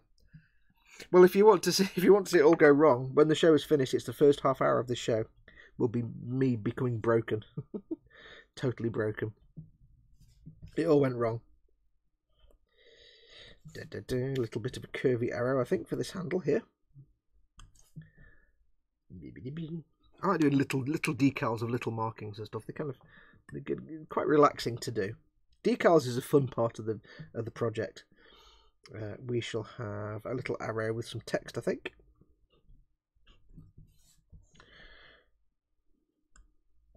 These are just little markings that just make it look more like a military vehicle. The thing about Warhammer is all the markings you get for like the Imperial vehicles, they're all kind of heraldic and stuff, and they're like unit markings and things, but what they don't seem to have are lots of like caution markings and things. Because if you think about it logically, any military vehicle, look at any military hardware today or over the last however long we've had artillery and armour and stuff, there's loads of markings saying don't touch this, this will be hot, point this end away from face. There's markings all over, instructional markings, caution markings. You're going to have that. That's the thing I miss. Industrious Bear says, good morning all. Good morning, Industrious Bear. How industrious is this bear being today? Print Guru says 88 is the fastest number. Yes. 88 in red is even faster.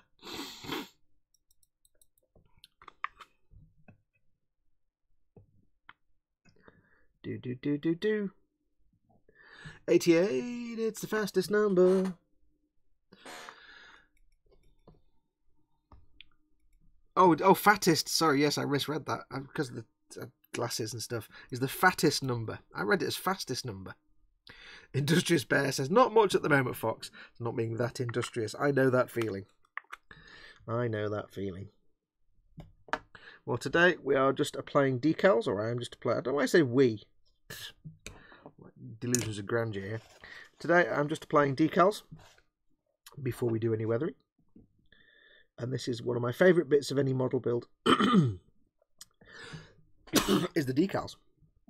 I love doing decals. Is that on camera for you guys? Just about. Just about. Love me some bingo, says Print Guru. All the 2s, 73. 6 and 5, 93. 2 fat ladies, 12. I never said it was good at bingo. Yeah.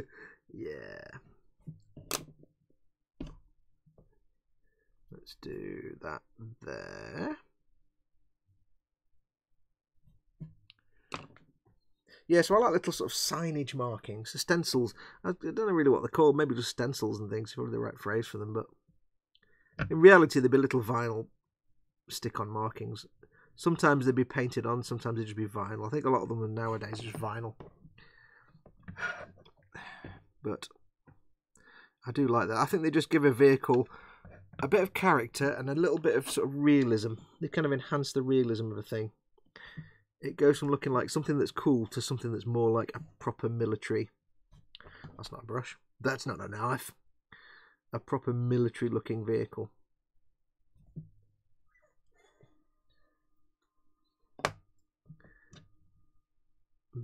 If you look at any modern day military hardware, it's got lots of markings all over it.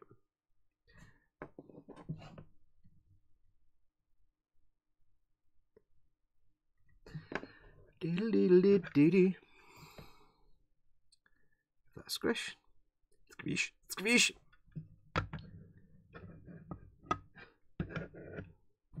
Now I should point out, by the way, you see me like moving this tank around that it's dragging across the desk.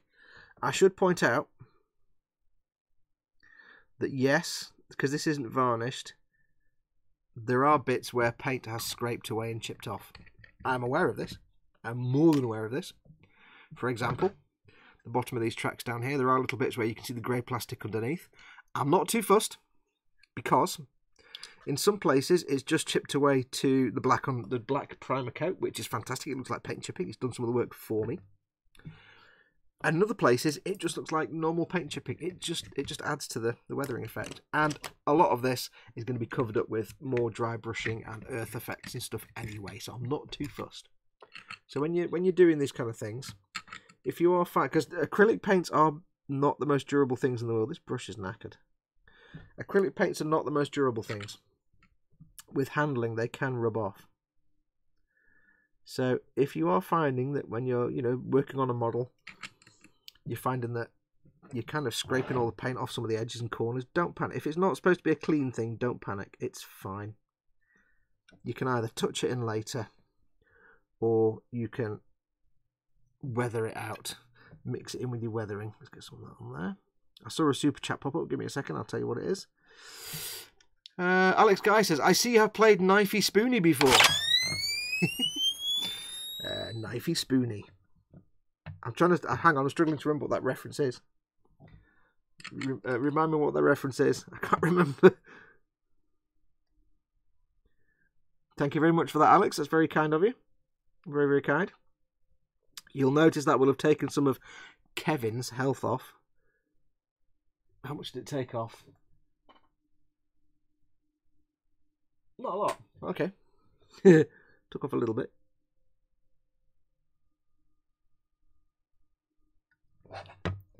Doodaloo. In fact, I'll tell you what I'm going to do. A little moment of panic. I'm going to do a test. I'm going to do a quick test of that alert because I want to make sure it's taking health off. Hang on. You know when you have a sudden moment and you're like, wait a minute. Test. Test the widgets. Test it. Pika pika. Okay, that took off nothing. Right, there's something not working here. Ugh. 1 second, folks. I do apologise. This has all gone horrendously wrong. Right, let's take it up to... Why is that not working? Let's try something else then. It's going to change again. Oops, no. Oops. Doodle doodle. I'm trying stuff. Hang on, hang on. Because something here is not working and I want it to work. Pika pika. Something here is not working.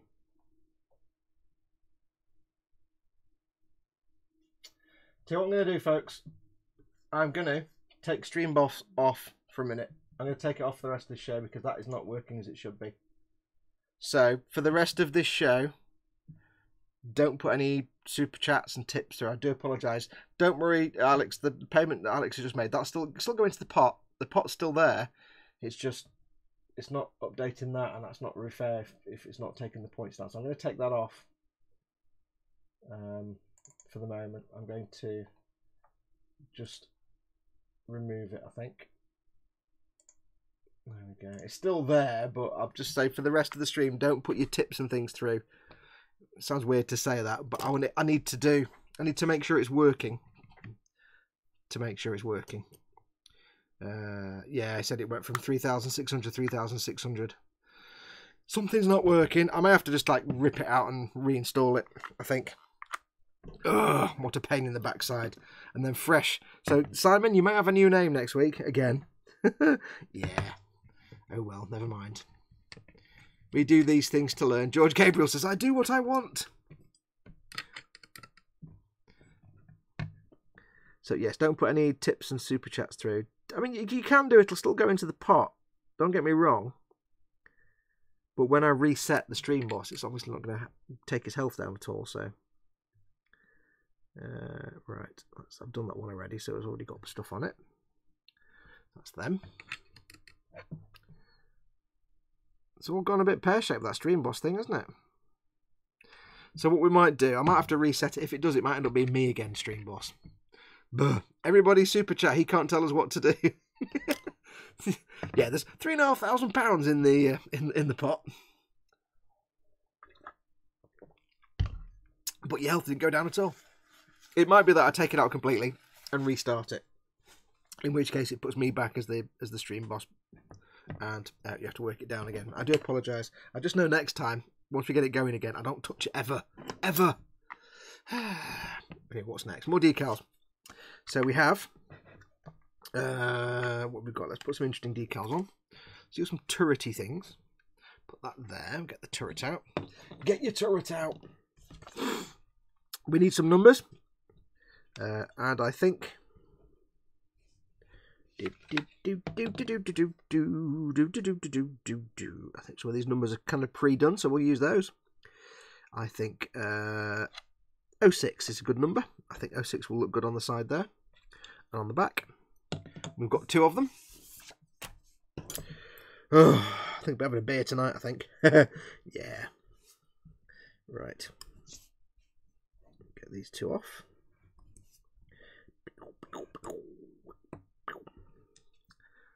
And if we have 06 there, and we can put 06 there, and I can put a Xeon symbol here, and there just happens to be a Xeon symbol on here, which is kind of handy. And we shall go for a white Xeon symbol. Do. So here's the question that none of you are going to want to answer. Those of you in the UK. What have you been doing for your mum for Mother's Day?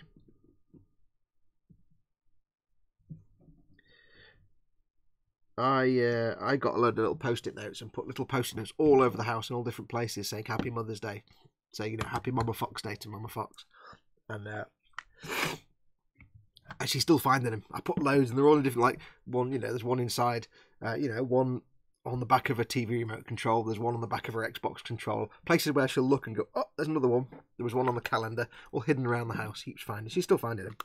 She's got about 3 more to go, I think. So she was quite made up with those. Brush. Where's my brush?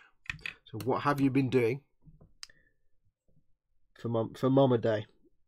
If you're in the UK, because obviously those of you outside the UK, I think in the US you already had Mother's Day ages ago. Paul Nimcinderin says, I can smell my burger coming closer. Oh, you need to tell us what's on your burger, Nim. Paul Di Tommaso says, I just found out that Hobbycraft released a new tooling of the Avro Arrow back in 2012. I can't find online anywhere. It would be nice if another company released a new arrow kit. Yeah. Hobbycraft, the model manufacturer, not Hobbycraft, the shop. There's a store in the UK called Hobbycraft.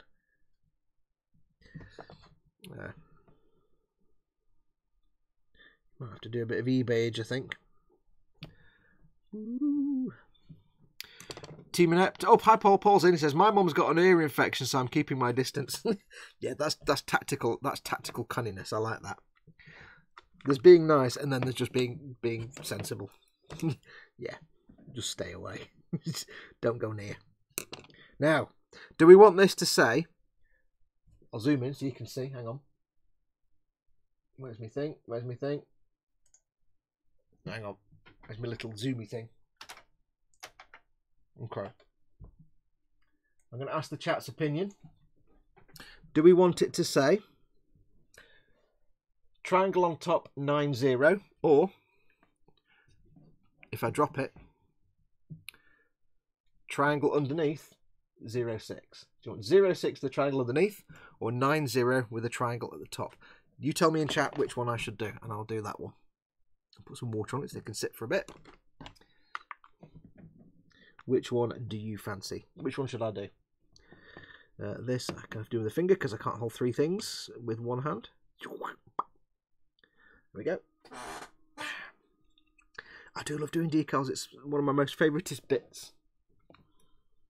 Because once you get the hang of it, then you can't really do it wrong. There's not much you can do wrong with decals, really.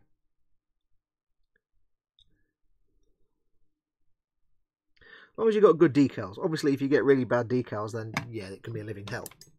And things can go wrong. Is that straight? I think it's straight-ish. Nope. Straighten it. Straighten up that, man. That's not straight.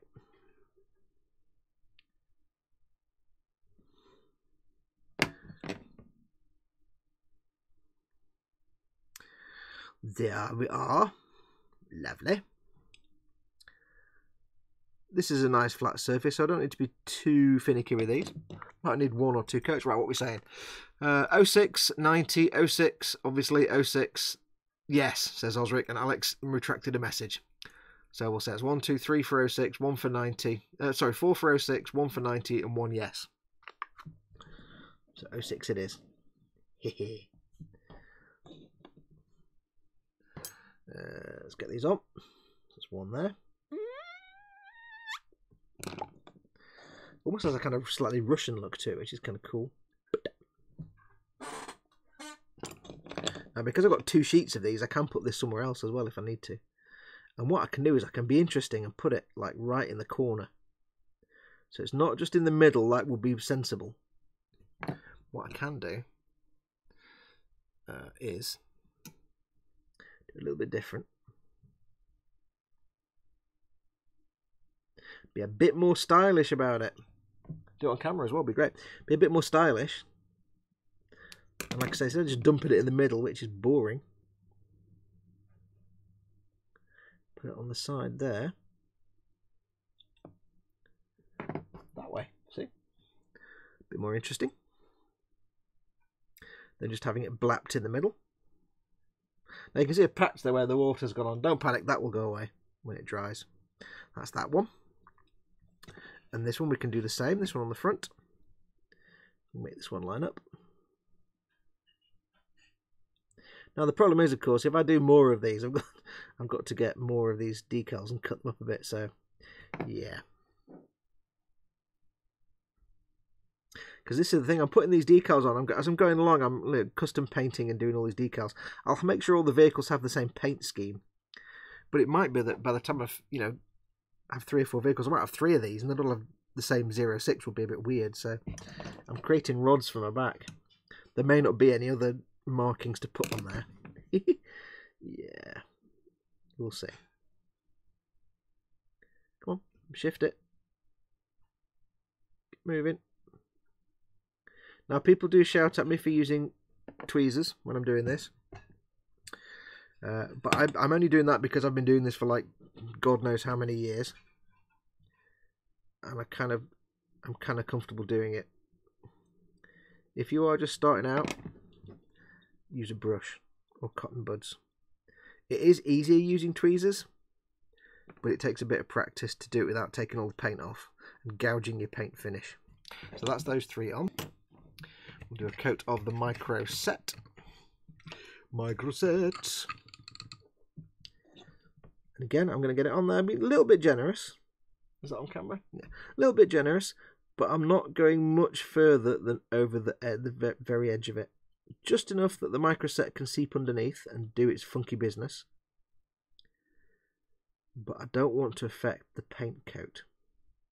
See, what you might find is if you just splosh it everywhere, it may have no effect at all, or it may just sometimes give you a slightly different finish to the paint. It may change the sheen of the paint. It may go a bit pale, it may go a bit pallid. It can sort of bleach the paint a little bit, or give you like a halo around the edge. So just try and keep it as best you can as close to the edges of the decal as best you can. Just enough so it can go over the edge and suck underneath, because that's where it does its thing. Because that is how the microset do. See, I've got a bit handy with it there, so I need to get that off as quick as I can. And then same with microsol. Just try and keep it to the decal and the edges. When I was doing Gunpla, I used to find, and it's the same if you're doing gloss coats as well. If you put a gloss coat down first and then you go over with your microset and your microsol, if you just put it about willy-nilly, it can eat into your gloss coats, your acrylic gloss coat. It can eat into them.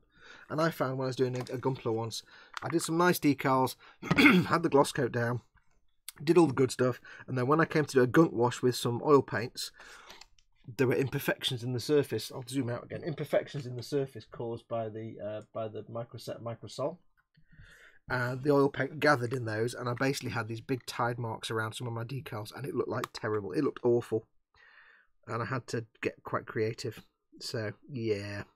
do be careful. Okay, what else do we have? Let's have a look. What else do we have? Oh, it's nearly 5 o'clock. I need to do some sticker giveaways and stuff, don't I? Need to do that soon. Right, so we shall do some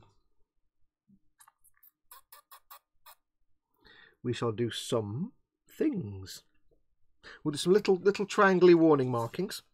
We'll do a bunch of them, and then once we've done those, I think it's time for me to do some giveaways for you guys.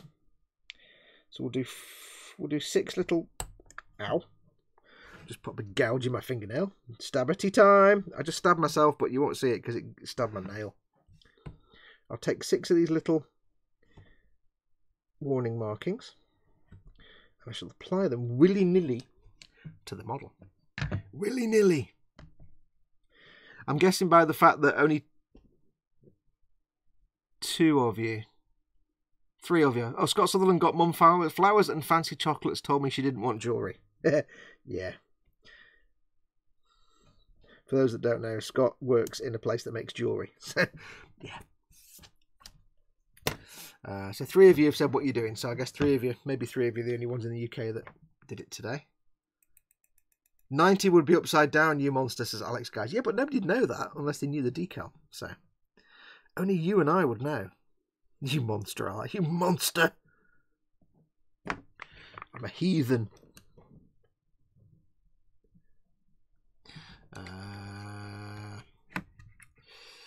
Snowman HFC, if Games Workshop was going to start a new storyline, 40k, not Age of Sigmar or Lord of the Rings, what would you all choose, like the Halo universe? Oh, okay, so they're going to start something completely new. And are we including licenses so they could do a licensed thing?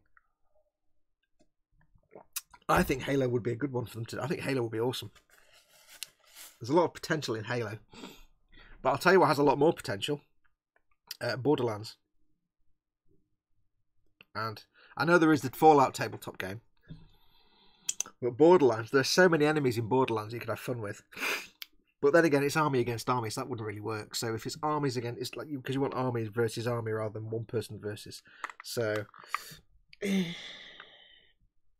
yeah, Halo would work because you've got the UNSC, lots of different vehicles and troops, and you've got the Covenant, lots of different troops there as well. Or you know, you could have Destiny. It took in the franchises, Destiny would be quite good. Again, it wouldn't be an army versus army. It would be more like I mean, things like Destiny and Borderlands, they'd be more like the Silver Tower type games, where it's more like a, you know, what Games Workshop do those kind of Silver Tower things, where it's more like a D&D campaign. It's a structured campaign with like 4 adventurers and then all the bad guys. They could do that, those kind of things. They'd be quite cool. So Destiny would work for that. You'd have 4 or 5 or 6 Guardians. 4 Guardians, maybe. Borderlands, you could have 4 players who are all 4 Vault Hunters. That'd be quite good. Loads of things. I mean, original stuff I wouldn't really know. Army-wise, Halo would be pretty good. Anything with a big army, 2 opposing armies would be great. I need something to put underneath here, but I don't need something that big. Right, so it's tiny marking time. Have 3 on, or have one here. I've got to do these one after the other and make sure I get them all symmetrical, because I don't want to have one on one side and then suddenly find I can't do the other one on the other side. These are little caution markings. It just literally says caution, and there's some little tiny text. So we'll do that one there. I'm not going to stick it down yet. And then, okay, there's nothing on the other side to put that on, so that's fine. We shall... You kind of want to be symmetrical, but that one is where there's 2 little tick marks. That kind of makes sense. We shall have one on here. Caution, do not eat. That can sit there.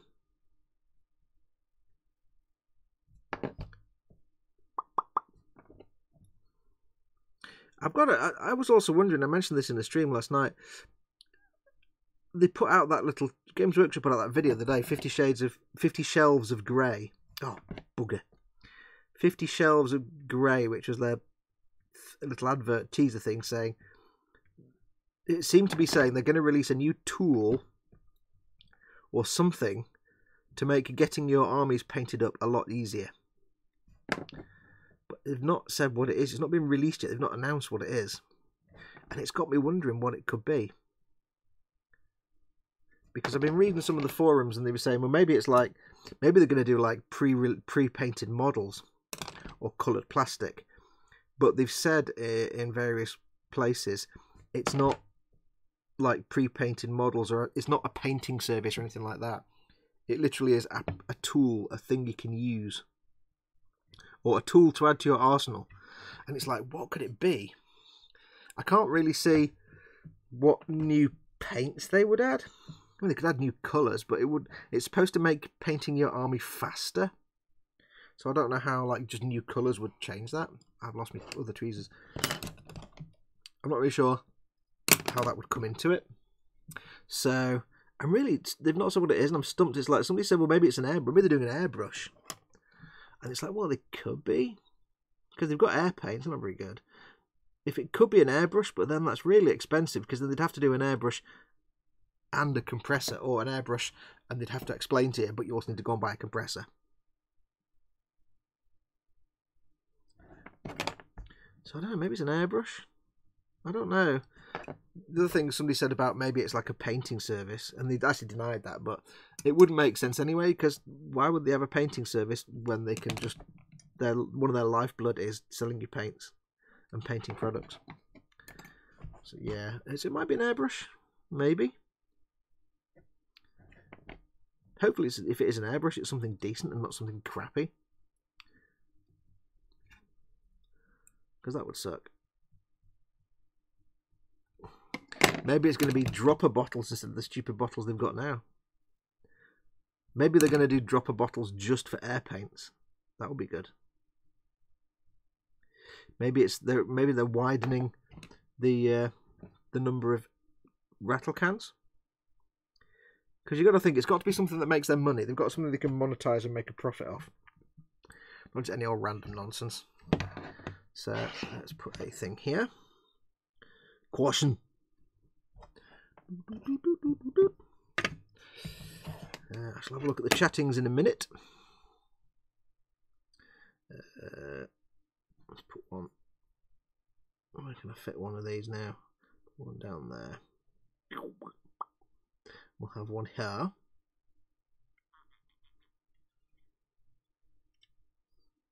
Oops, get off. Get off. Oh, that one's almost in exactly the right place. That's kind of handy. It just came in right, exactly the right place. Just needs to move a little bit because of that rivet. Now move it up a little bit.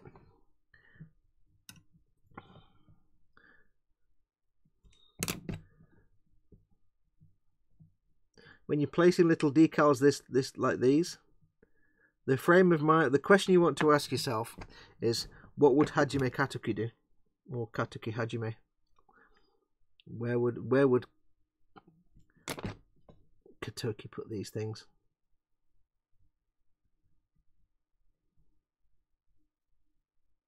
A bit more water for that one. There we go. Lovely jubbly. Bit of squishy. Squish. How many have I got left now? I've got one left. We can put. I've got loads left actually. I've only got one left on this sheet. I can put one on the turret somewhere. I'll put it there in the corner. So what I'm going to do, I'm going to put the turret back on the tank because it makes life easier.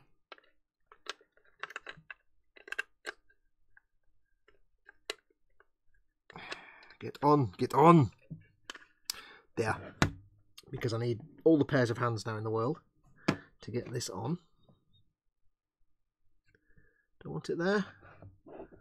Don't want it somewhere more obviously visible. I'll put it there on the top. It's also easier to get to, which is the more important thing to think about. I shall have a look at the chat in a moment. We need to do some stickery giveaways. Because I didn't realise what time it was. Straight, just about. Okay, so we'll get a little coating of micro set on those. So anyway, yes, it's supposed to be something to make something to add to your arsenal to make painting your army faster. Because the whole point of the video was saying you've got all this army of unpainted dudes.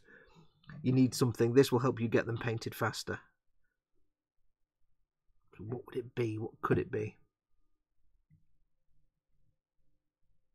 And if it was an airbrush, it begs the question, how's Duncan going to cope with that? Because Duncan said before he doesn't like airbrushes. He tried it. He didn't like it. It wasn't for him. So maybe it's something that just Peachy would do and he wouldn't. Who can say? Right, that's 1, 2, 3, 4, 5, 6. Coat and micro set on all of those to dry nicely. Oh yeah, Print Guru says something that I was going to segue to, but I kept forgetting. The other thing, of course, it just said coming soon, and I wondered myself if it's just an April Fool's thing. I'm wondering if it's going to be. Here's my if it's an April Fool, I think what they're going to do. Oh, that's my focus just gone. Hang on. The only thing I can think is it might be an April Fool thing, and they'll have put that somewhere. They'll have like a thing with like 6 paintbrushes on a stick that you can paint 6 things at once. If that was an April Fool, I could see something like that. So I did find myself thinking this morning, hang on, it's April Fool's Day on Monday. Are they going to announce something on Monday that's just an April Fool?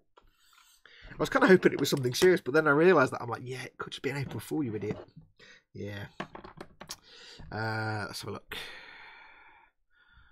Right, what I'm going to do, I'm just going to take a break for 1 second because I need to go to the bathroom, go to the loo very quickly. So give me 1 second, and then we'll do some stickery tests. So back in a moment.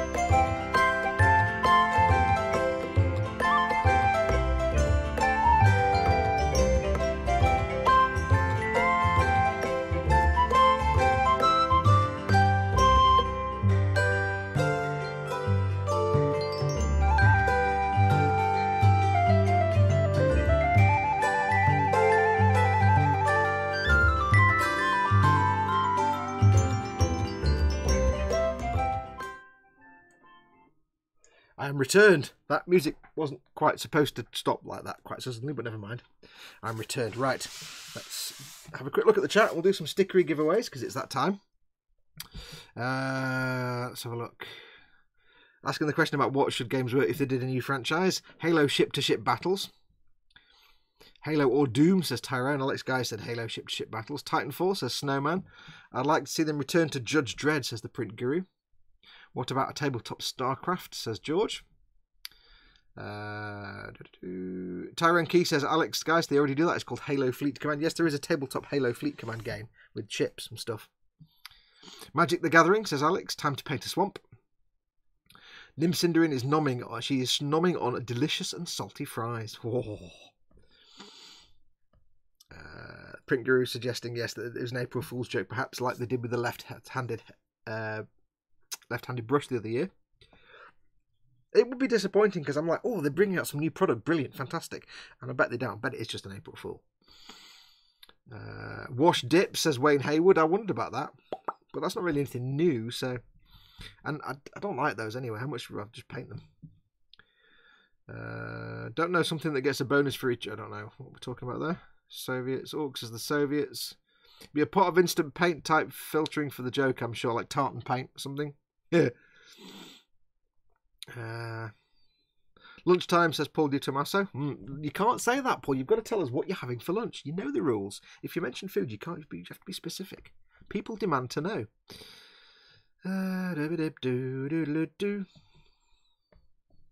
Isn't there a group under penalty of death cannot retreat? Cadian, I think, but my 40k law is limited. That is the Death Court of Krieg. Well, any kind of Imperial Guard, if you're an Imperial Guardsman and you try to retreat and you're not supposed to, the Commissar will shoot you. And if the whole troop is looking unmotivated, they'll shoot somebody randomly to motivate the rest. But the Death Court of Krieg do not retreat ever. They will never ever retreat unless it's tactically advantageous. They will. The Death Court of Krieg will actually shoot their own Commissar if the Commissar asks them to retreat. Because Death Court of Krieg, their entire motivation is to die for the Emperor out of shame. You have to read up on the law, but it's the Death Court of Krieg are the most hardcore. That's why I'd love to have a Death Court of Krieg army, but unfortunately it's all Forge World, and I'm not a millionaire. So, yes. Time for more coffee, says William Rayborn. Okay, I'll do that now. Oh. What's with the kiddie music, says Paul Tommaso. It's just tweedly tunes. Chill out, silly fun tunes. We were talking about World War II Warhammer. Oh, okay, I've got you. I get you. Anyway. Sticker time. Yes, that music's just the music that plays. I don't know if you know, Paul, but the stream starts half an hour before it actually starts. There's just like half an hour of funky chill out music. And that's some of the funky chill out music. Now, there's something written on that one. On this one, I shall write the word oops. On this one, I shall write the word broken. And on this one, it says I don't know what means, but it's you've got a bit of a word on that one already. So there you go.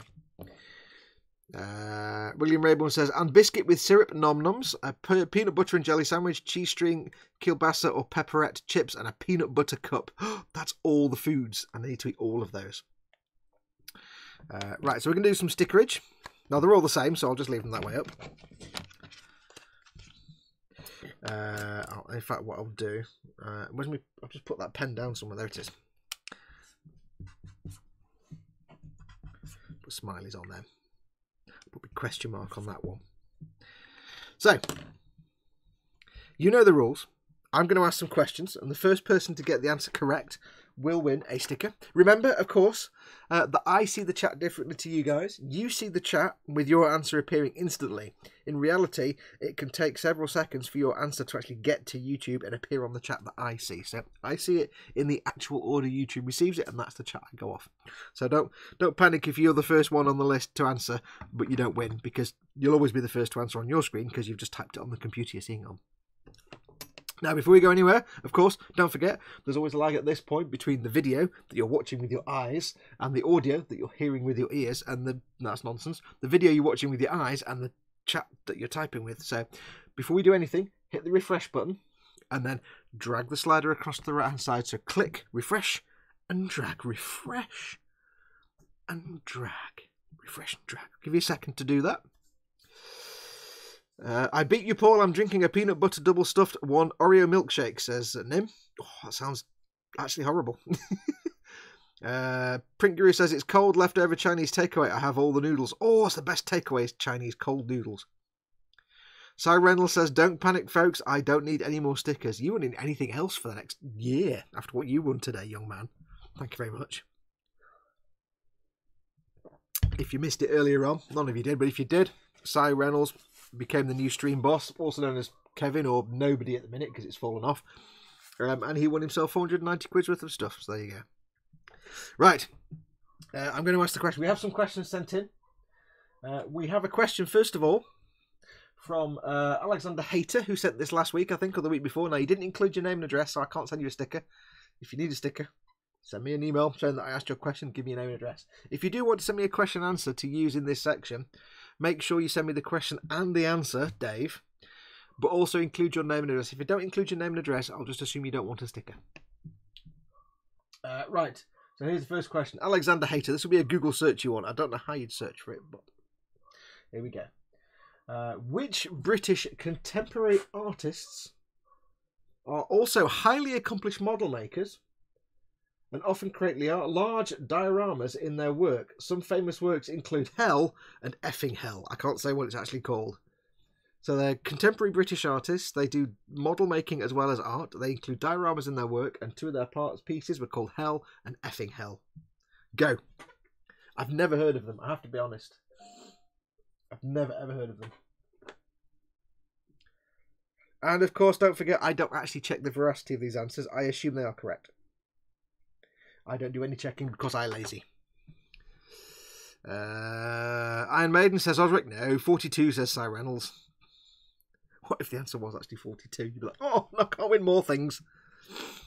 I don't think anybody will get this one. I've never heard of them. Chaz and Dave. Torville and Dean. No. Chaz and Dave. Rabbit, rabbit, rabbit, rabbit, rabbit, rabbit. Boyzone. Nim Cinderin says Jake and Dinos Chapman is correct. I had no idea who they are. Never heard of them. I have no interest in the art world anyway. So Nim Cinderin, well done. You have won yourself a sticker. Please tell me if you would like Oops, Broken or Put that one. Which one would you like, Nim? We'll sit here quietly until you tell us.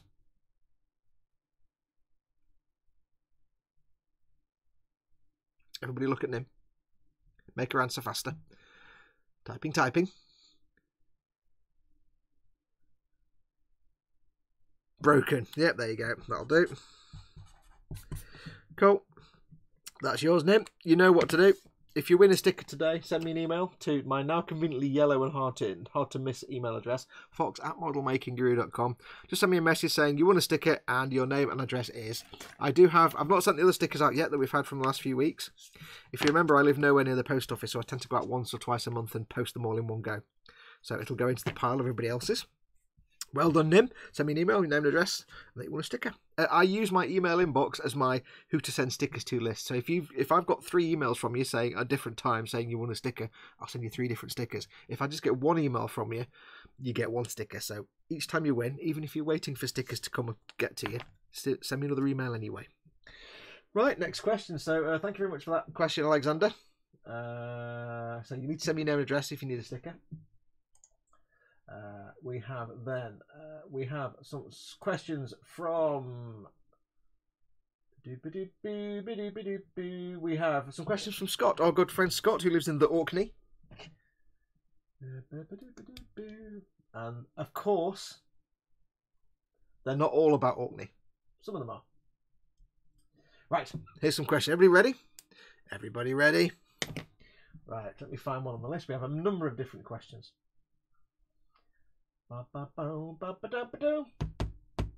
Okay, this one should be nice and easy, or a bit of a Google search. I'm looking for 3 names, and Paul says Puffins and Scapa Flow. Scapa Flow was actually one of the answers to one of the questions, so I'm not going to ask that one. You can guarantee if Scott's asking the questions, one of the answers will be Scapa Flow. But however, this isn't about Orkney. 6 people and 1,000 sheep, says Team Inept. Are you planning a holiday? Right, here we go. Fastest fingers, please. I'm looking for 3 names. Who founded Games Workshop? Go.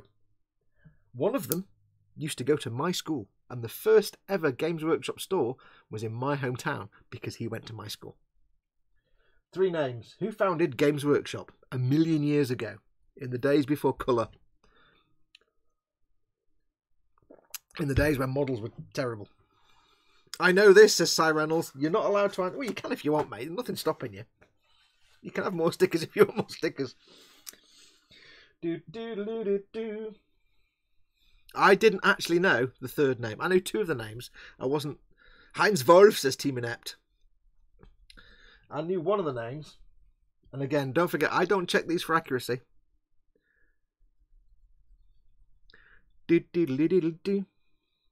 Oops. For some reason, Osric's comment of Tom, Dick and Harry got hidden. I don't know, because I think it had the word Dick in it. Why is YouTube so sensitive lately? I don't know. I've got no censorship on my chat whatsoever. So why it hid that, I do not know. I'll have to check. Remember, I'm looking for 3 names. And Cy Reynolds is, yes, gets it. Ian Livingston, John Peake and Steve Jackson. Cy Reynolds, you know what you win. There you go. Which one do you want to do? Do you want oops or do you want it? Steve Jackson as in Steve Jackson Games, yes. Larry Moe and Curly. Everybody now stare at Cy Reynolds, who's sitting in his big pile of 500 quid of stuff. And stare at him till he chooses which. Oh, he wants oops. There we go. Right, Cy Reynolds.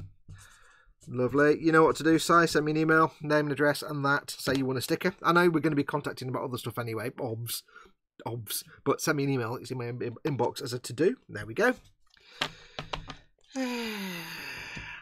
Right, I've got one left now, and it's it.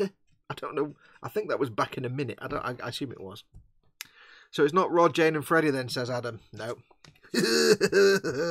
Oh, not Rob, Jane and Freddy. I can't. It's my best Zippy impression. It doesn't work, really. You can't do it without doing the hand over the mouth. And nah, never mind. Moving on.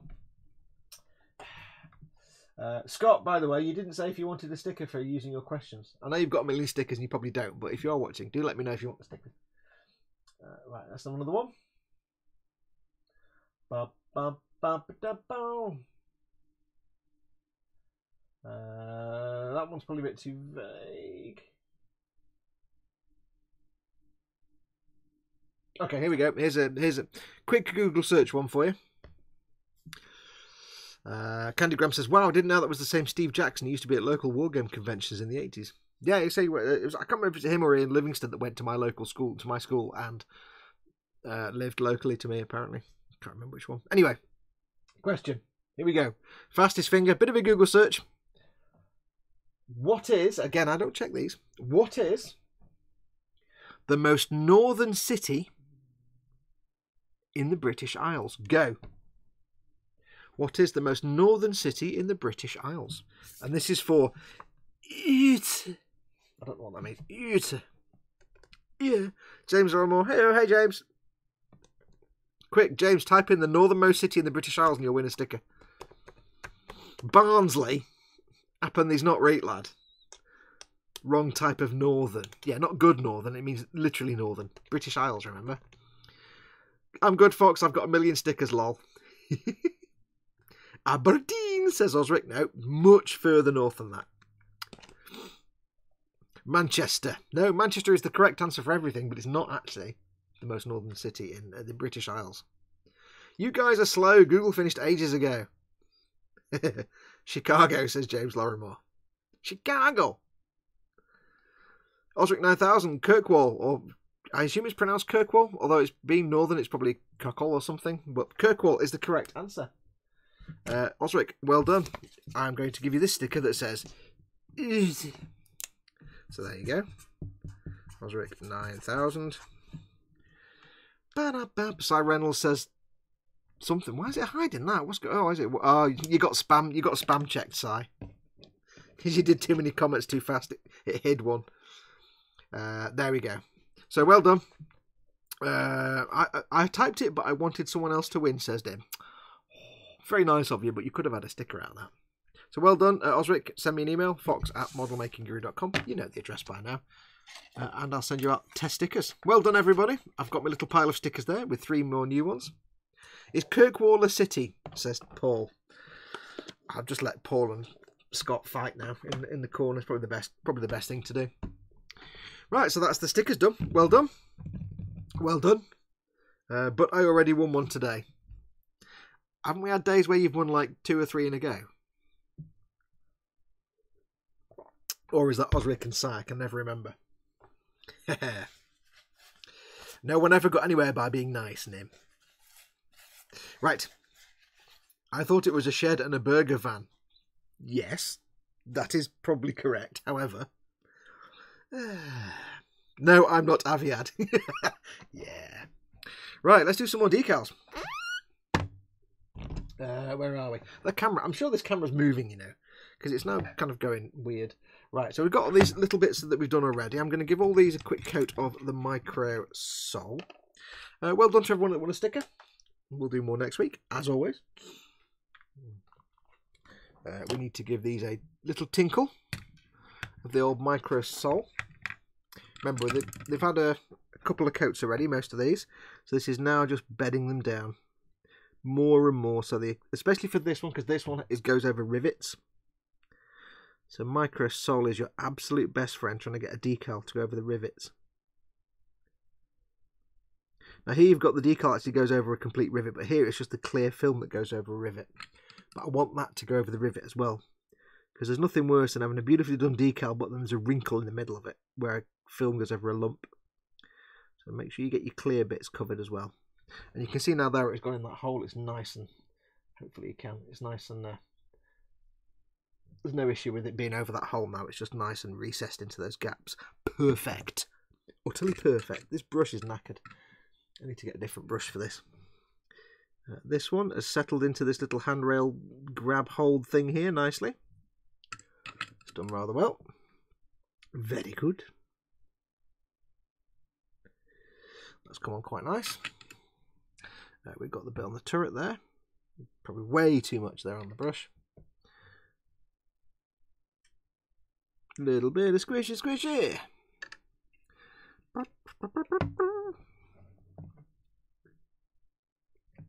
Can I just say, by the way, I've been playing Borderlands 2 for the last few days, going back and playing it again.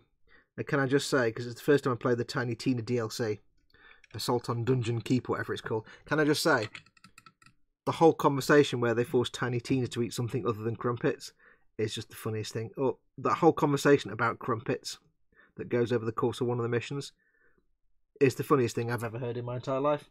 I'll be blatantly honest about it. It's adorable and hilarious at the same time. Tiny Tina for the win. I cannot express any more happiness that Tiny Tina is in Borderlands 3. I'm seriously looking forward to that. I did get bored. I will be honest and say I did get bored of Borderlands 2. I think because I stopped playing it for a long time. I think it was, I don't know really what it was. I think it was mostly that there was so much to do, and for some reason the gunplay wasn't quite as interesting to me. When I played Borderlands, I used to love rocking the combat rifles, like three burst shot, 3-round burst combat rifles with caustic damage. I used to love those. But then in Borderlands 2, they kind of got rid of those burst shot combat rifles, or they had them, but they were nerfed and not very good. And I don't know, that kind of got in the way for me in a way.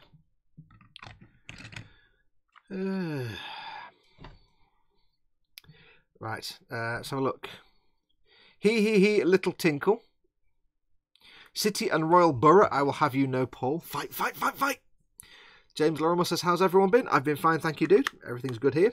You missed Simon Reynolds is now the new stream boss. We've turned stream boss off because I broke it. And I'm gonna have to fix it. But Simon Reynolds is the new stream boss, and he's just won himself £490 worth of Games Workshop stuff. And I'll read out, because I did earlier on. For anybody who wasn't here when I read it out earlier on, here is currently what Simon... If you remember how it works, if you win the stream boss battle, I tell you how much you've got, and then you tell me what you want me to order for you from Games Workshop or Forge World. And currently, if I can find it, it's in my other email address. Simon, how did you send email to that address? Wait, which address did you send it to? Hang on. Hold on. I can't find your email. I had it earlier on. It's gone now. I've got like 18 different email accounts, so... try the other one.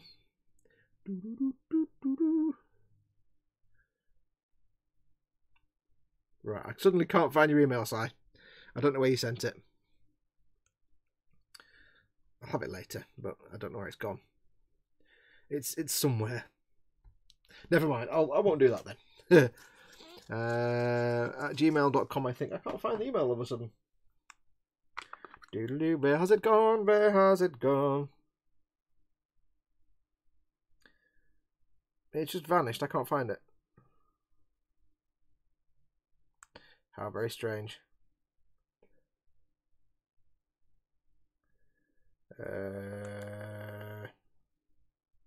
Oh well. I'll never mind. Make sure to post it to me on Facebook as well. I'm guessing Si dropped over 200 quid to knock out Aviad. He popped in 275 quid. And then an extra fiver, even though I had a quid afterwards, because I was trying to reset the game. I broke it. I broke Stream Boss. So for a little while, it said that Kevin was the Stream Boss. And like, what? And then I broke it again. And then it all went wrong. And then I've turned it off now. I'm going to have to fix it. So what's probably going to happen is... Right, there it is. Oh, I know why. It's because I forgot I was looking for an email from Kevin. That's why. Oh, simpleton. Right. Yeah, so I broke it. So I've turned Stream Boss Battle off now, which is why I'm saying to people don't do tips and stuff right now. And I'll fix it. It'll probably come back with me as the Stream Boss because I'll have to reset it back to factory condition, which is a pain in the bum. But there you go. Anyway, yeah, I'm looking for your email. I forgot it's in Kevin, isn't it? Right. So this is what Simon has asked me to buy him. So he's won basically 492 quid or something like that, and he's basically said he won. This is what he won. 2 times Iron Jaw Brutes, they're 30 quid each. 1 times easy to build Iron Jaws, Iron Skulls Boys, that's 15 quid. 1 Gore Grunters, they're 48 quid. 1 Gordak Fist of Gork, that's 65 quid. 2 times the Shadow Spear boxed game, that's 105 quid each. And a book, The Sons of the Emperor, a hardback at £15, and the model, The Great Unclean One, which is 85 quid. So that is what he has won, or has chosen to use his money for. The only thing I'd say about that, Si, is just double check, because I don't think they want shipping, but if a shipping charge comes in, I'll let you know. But that's what he's chosen. Now, what I've said going forward, when I actually fix the Stream Boss Battle, I'm going to change it each time. It'll always start with 100,000 health, unless I break it again. But I'll change it every now and then as to how much each donation takes off, so that the amount will vary. Sometimes, I mean, I might actually, it might be easy to start with. Like, I've got to try and fix it in a way that it doesn't break it every time I try and change it. I don't want it to be the same amount every time, because then people just get to know how much it is, and it's not. There's no fun left then. There's no guessing.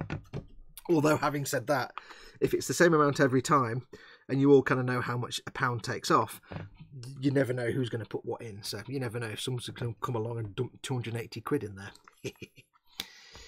So, well, let's see. I might just have to keep it the same every month and just not touch it. So there you go. But yes, you can potentially win. It'll always be between 200 to 400, 500 quid. There you go. So he's basically getting about 2 years worth of kits there to play with. He's got great fun with those. And that's available to everyone. Right, let's do some more decals. We've got half an hour left. Half an hour. I might put a bigger quillet on the blade here. Now, I am going to end up battering this and covering it in paint chipping and dry brushing metallic colours. It's going to look knackered. But I think I might put this big, massive Aquila on there just to have something on there. If it will fit, or will it be too big? It might be a bit too big. Although I can cut it down. That's what we're going to do. That's what we're going to do. I'm going to use this decal. I'm going to waste this decal completely on the dozer blade. Why not? Let's just do it. Let's do it. Now, it is a black decal on a dark green surface, which is a bit rubbish. I was kind of hoping I had a big white one somewhere, but I've used them all. I'll use some proper Warhammer decals now. Put the tip on the knife before I stab myself. Need to go, peeps. Promised the wife a nice meal for Mother's Day. Thanks very much for coming in, Snowman. Nice to see you, dude. James Grummer says, just realised it's been quite a while since I've seen everyone. You're so special, Fox, says Nim. Yeah, I am special. I'm born and raised special. Right, so let us apply this decals to the dozer blade. If you've never used Games Workshop water slides, they are divine. They are fantastic. They have minimal film on them, They really do have minimal film. The film kind of stops where the ink stops. It is beautiful. They are beautiful decals. They're quite thick, but they're very forgiving. So I've just got it off here on the side. I've got it in a little pile of water here. You can't see it, but it's there. James says, random knowledge, Vanilla Ice has a movie called Cool as Ice 1991, and wow, it's a movie. Yeah. The turret hatch needs a decal like the other hatches. Like a little curvy arrow. That can be done. That can't. I'll take this off, actually. I was thinking about putting a decal on there. Yes, I shall do that. I shall sort that for you, don't worry. Or maybe one here somewhere. Yes, it's definitely something on there. Good call. Good call, William. Yeah, so most of this decal will be destroyed and lost.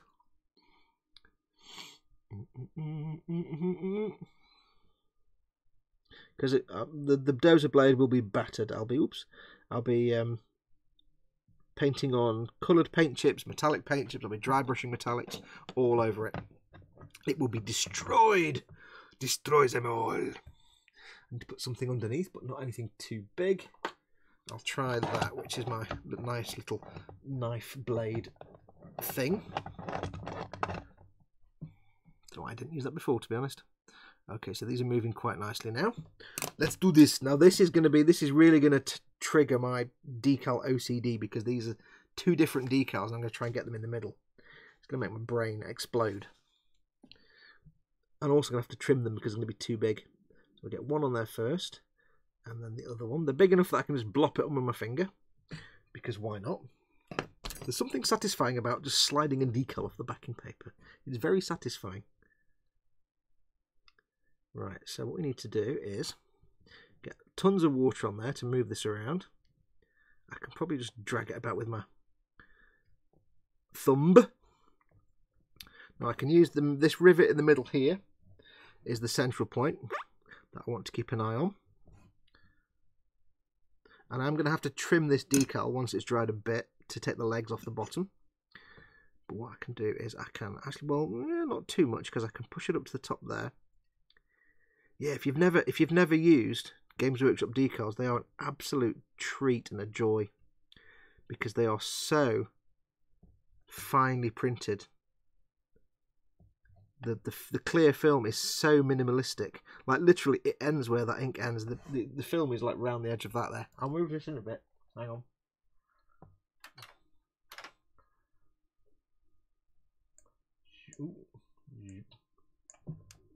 You see better now. Yeah, the film literally ends where the acryl is printed, so they're beautiful decals. Now I'm going to be a bit heretical. I'm going to push the edge of the line up to there. It's not quite correct, but it's close enough. That can go. There's a bit of manual wiggling now. Manual wigglation to get this in the middle. Let's get some of this water out. A bit too much there. Let's get some tissue. We need water, but we don't need a lagoon.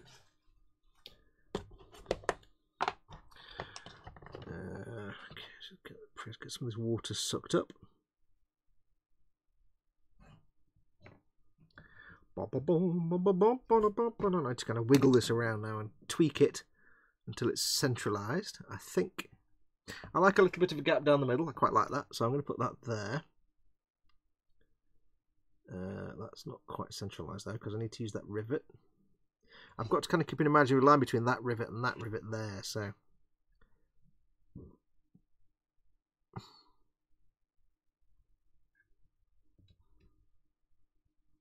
it's not going to be perfect, but it's going to be interesting enough. I'm going to use this as a line now to see. Just up a little bit. That head's a little low. There we go.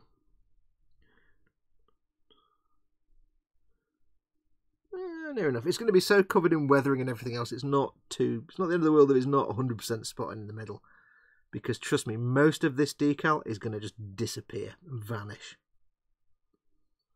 It's actually quite bright. I like it. It stood out more than I thought it was. I thought it would just disappear into the green, but it didn't, which is quite nice.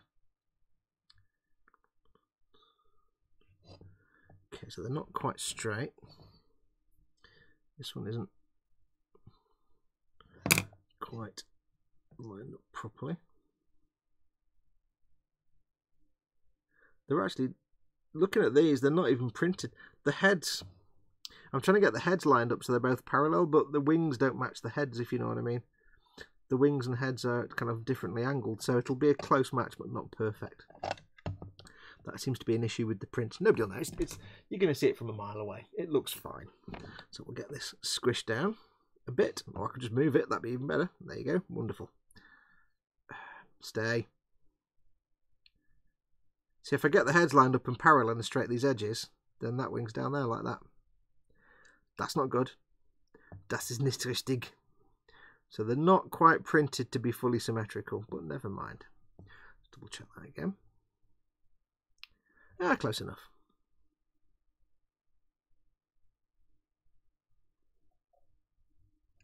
So I'm just going to very carefully. This will be kind of off camera a little bit now because I've got to try and wiggle this around.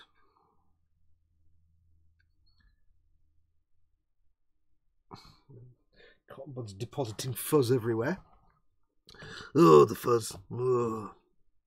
Right, why is that higher up? There we go, it looks a bit better.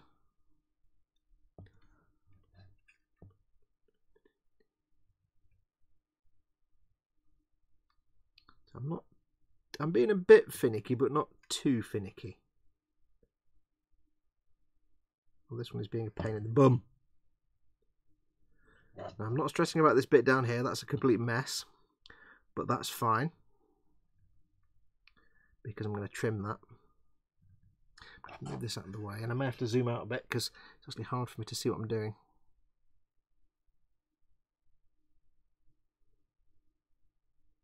They are quite slippy.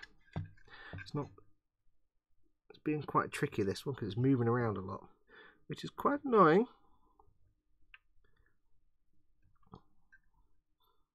I think that'll do close enough, to be honest.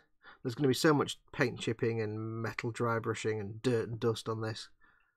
It's not the end of the world. So what I'm going to do, I'm going to get a piece of tissue and hope that when I do this, it doesn't push it around much. There we go.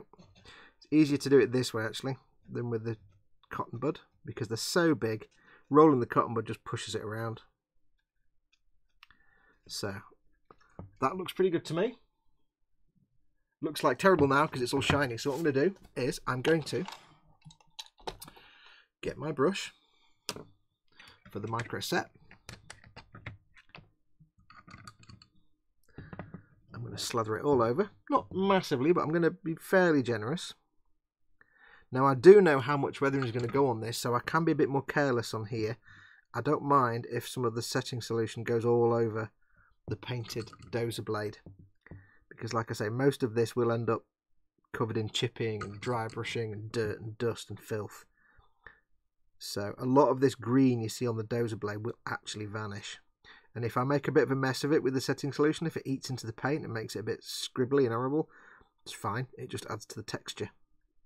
Because at the end of the day, it's a dozer blade. It's going to be battered. Now I'm not worrying about the feet down here because that's going to be trimmed off. But I'm not going to do that yet. I'm just going to make sure the whole decal is covered.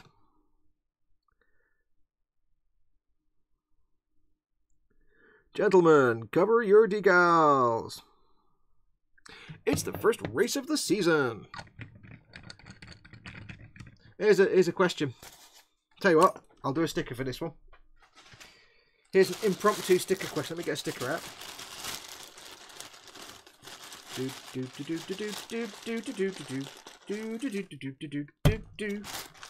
Right, here we go. I don't think anyone will get this, but bonus sticker question. Everybody ready? I'm going to do an impression of some lines from a video game. I want you to tell me what the video game is. Now, it's an old one. I don't think anybody will get it. But the lines are, it's the first race of the season. And also, watch out for those barriers. They'll only slow you down. What video game was that? It's the first race of the season. I will give you I will send you a sticker. You will win a sticker. And on this one, oh, it's the other side. It says, back in a minute. Back in a minute. It's the first race of the season. Watch out for that barrier. It'll only slow you down.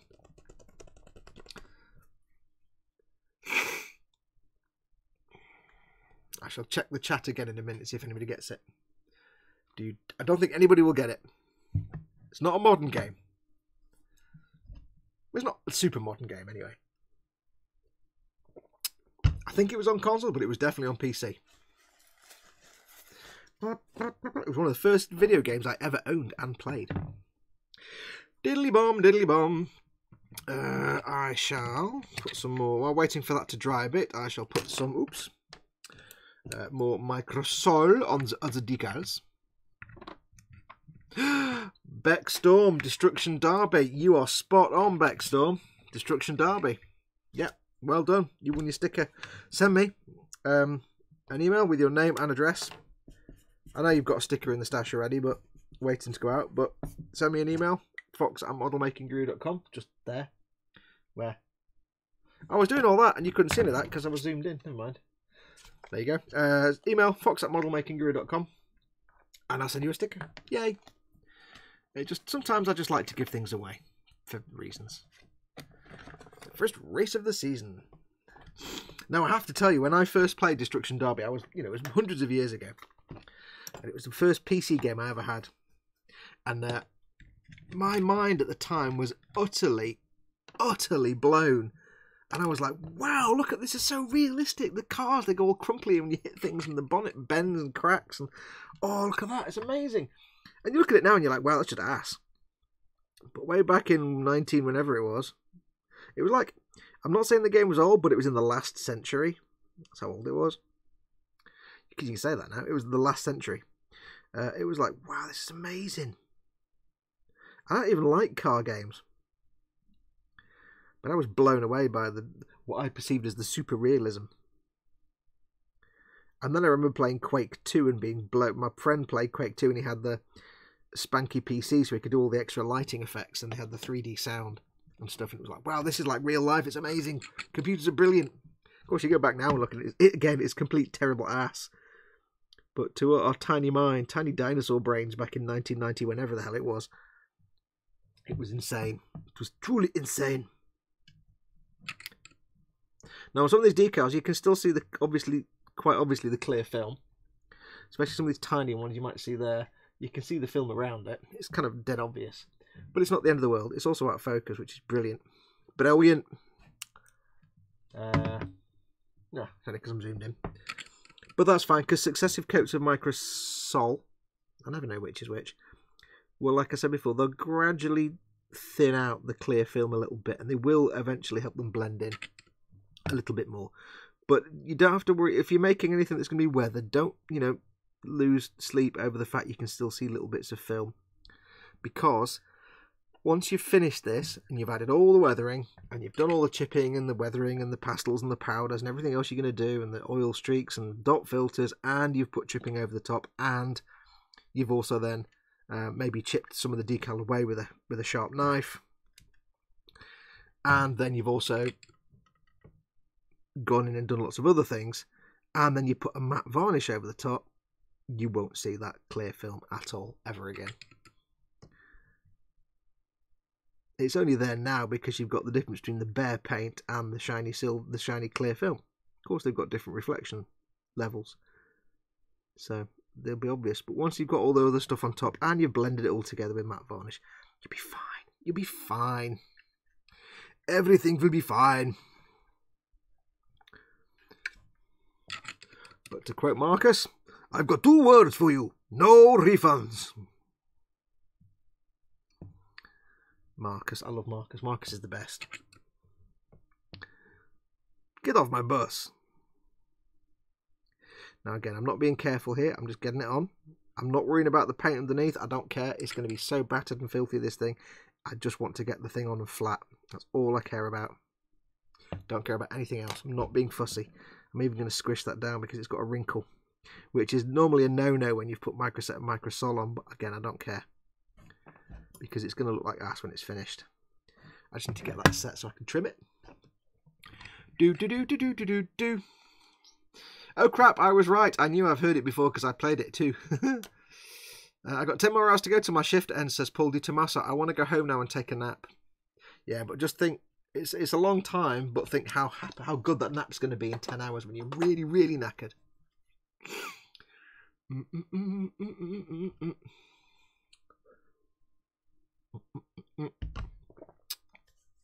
Jeez, I remember getting excited when we got a Pong console, says Industrious Bear. I remember when my mum and dad says to me, we're thinking about getting a computer. And I was like, and we got an Atari 400. But that was mind-blowing, because like, we didn't have anything like that. So, you know, mind-blowing in those days. Right, I want some I want arrows for me cupola, don't I, for my hatch. Die Hatchen gefahren.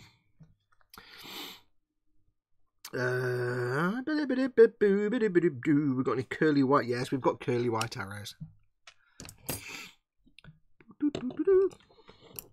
Okay, so we have. What do we have on this turret of turrets? We have a lack of focus. Yes, let's adjust that now, shall we?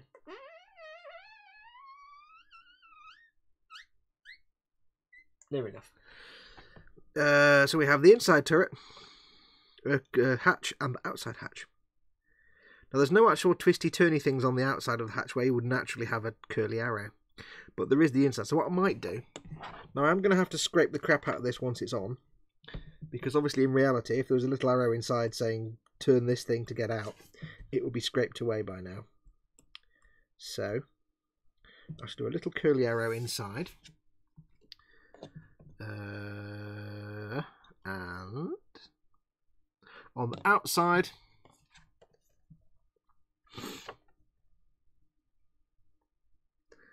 I shall have. I know what I'll have on the outside. If I've got a white one of those, it'd be even better, but I don't think I have. No. Oh, well, never mind. I've got this little circle thing here, this little device here. I quite like the look of that. That's quite interesting. I know it's red on green, never works, but hey.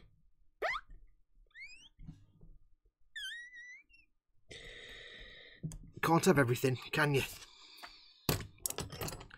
You can't always get what you want, to quote the song. There you go, it's got a little arrow in a circle. And what we'll do, I'll get these done, then we'll call it a quits for today, because it's about 10 minutes to go.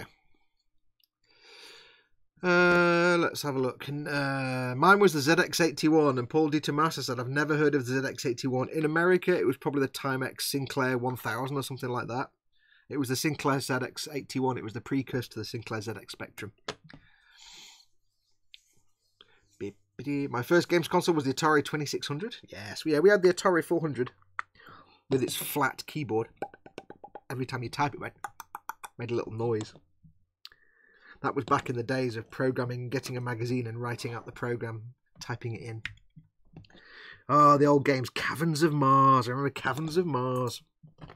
Obviously, we had asteroids and things like that. Caverns of Mars.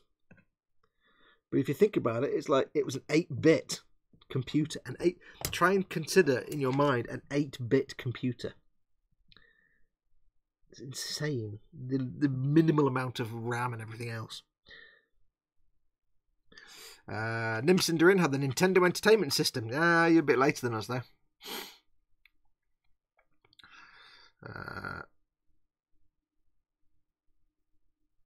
My first computer, says Fraser Davis, was a Sinclair Spectrum Plus 3, then an Amiga 500.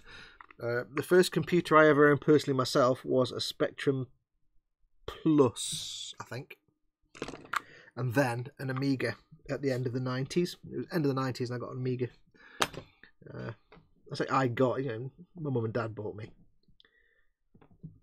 an Amiga. It was great, loved it.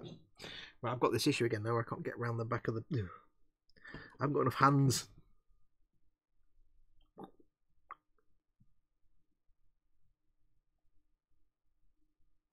Right, so we're going to put that in there. Now again, eventually I will have lots of chipping and paint scraping going on in here, so the fact you can see this thing now, don't you worry about it, it will have gone. By the time the weathering is complete, there'll be no trace of this arrow anywhere. But I kind of like it. Doodle-doo, doodle-doo, doodle-doo, doodle-doo, doodle-doo. I keep putting the lid back on my cotton buds. I don't know why, because I kind of need them. That can go there. One's this one here. This is Dicey Squish Stick. This one can go on here like this, you see. Slap it on. And we can have it oriented in a certain way. Bit of water to get it moving around. Doodle doodle doodle doodle doodle doodle doodle doodle doodle. I kind of want to get it sort of in the middle. I don't really know where the middle is though. And the problem with this is it's a circular decal. And normally with a decal you find a corner and you use that corner to push it around. I can't find a corner to push it around. Yeah. Now what I can't do, I can't get it in the middle because that handle's in the way. So what I'm actually going to do is deliberately futz with it. I'm going to basically... Remember how I put these towards the top right hand corner rather than in the middle, which is what the boring idea would be? Logically say you put it in the middle and it's boring. This I'm going to actually put... I'm going to turn it round completely. I'm going to put too much water on there. I'm going to turn it around completely. I think we can see all this. Where's the camera? There's the camera. Turn it around completely. And I want the little arrow pointing down to the hinge. Hinge! Yeah, there's no corner. I can't get the tweezers to get it by a corner. There, it's better. Right, so I'm going to have it so the little arrow points straight down towards the hinge. And I'm going to go right down to the bottom. So instead of doing the obvious boring thing, which was to have it right in the middle, centre place, centred right in the middle of the hatch, that's boring. And also not possible because of the position of that. So I'm going to put it right down at the bottom. Which is kind of, when you're doing things like decals and stuff, where there's no guideline as to where things go, and you want to make things look interesting, sometimes a little asymmetry, breaking the symmetry and not, you know, don't put a circle inside another circle perfectly lined up and in the middle, because that's kind of unremarkable. You won't notice it. But if you put one circle inside another circle offset by a little bit, then your eye picks up on that and you go, oh, wait a minute, that's interesting. So there we go. That is that bit done. Circle in the middle. So I'll give them a quick coat of the micro set. So yeah, if you're doing custom decals and stuff and you're putting little decals on things and markings that aren't part of the actual kit, you're just making it up, then have an experiment. Try things off at jaunty angles. And same with taking photographs of models as well. When you're taking a picture of something like a model or whatever, when you're taking you finish your model and you want to take some nice photographs of it and show it off, don't just do, for example, if it's a gumpler, don't just do it stood up in a straight standing up pose. That's really boring with his arms down by itself. That's boring. Give it an action pose. If it's anything else like a Warhammer or a vehicle or a tank or something like that, then consider take some more normal straight on photographs, but try some photographs at jaunty angles.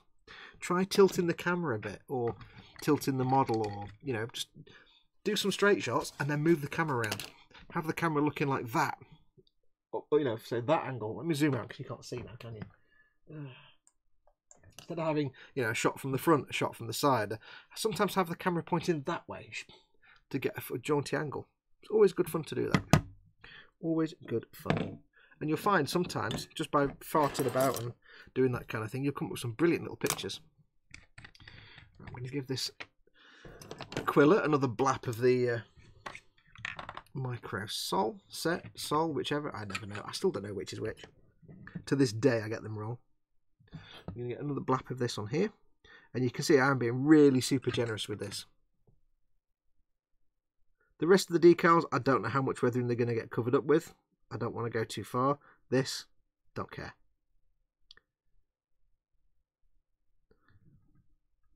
So while that's doing that, what I shall do is now... I was about to put the lid on my brush. Who puts... I need more coffee. I need my dinner. What I'm going to do now... Did come off. Hang on. is take this, take my knife, slice and dice. Now, it mangled it up a little bit up there, but that's fine, don't care. Again, I'm going to be chipping the crap out of it. Most of the decal will vanish. So I can take that off. There's my tweezers.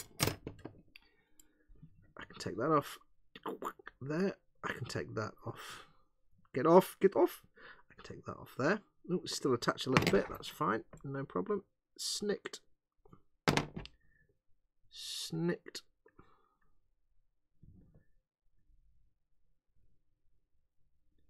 Get off. Okay, so you can see there now, that's gone a bit squishy. Where's my tweezers? That's pulled in a little bit. I can pull it back. Now it's breaking up a little bit, but again, I don't care. That's fine. It's going to be chipped and knackered anyway. Hopefully you can see that. That's there. Give it another little quick blast of the microsol, just to settle it down. There, like that, just to put it flat and flush. There. So what will happen now is I'll get a few more coats just to flatten it out a lot. Once that has dried, that will be so chipped and dented and dinged you won't even see most of that. If you've not watched it, go and watch my Imperial Skitter build. It's listed as an Imperial Skitter. It's an AML9, Panhard AML 90 armoured car done up as Warhammer. It's got a blade on the front, and I do exactly the same thing. I put chipping on it, and I have lots of paint colour chipping and metal colour chipping and all kinds of things. So that will vanish. So I don't care that it's a bit lumpy bumpy and right now really sharp. Get a load more coats of the microsol to smooth it down and flatten it out. And I'll probably do a few more decals as well later on tonight, but there's lots more to do on that. But yeah, then once that's done, that's done. So what I'm going to do, I'm going to call it quits there for today. Next week, I'll get all the decals and stuff finished off. I'll do that off camera for the rest of this evening once I've had my tea. We'll get that done. And then next week, we can start with the weathering, and that's going to be the paint chipping to start with. Like I said, I have painted some of it already, like some of the details. I've done the gold stuff and given it a shade of Reichland Flesh shade. You might be wondering why I've done that, if this is all going to be matte varnish before all the rest of the bits put on. There's more to come. All the shiny things are going to be shiny by the end of it. This is all the base colours. So there we go. So that's done. It's looking pretty spank. I like that. I shall put the turret back on there.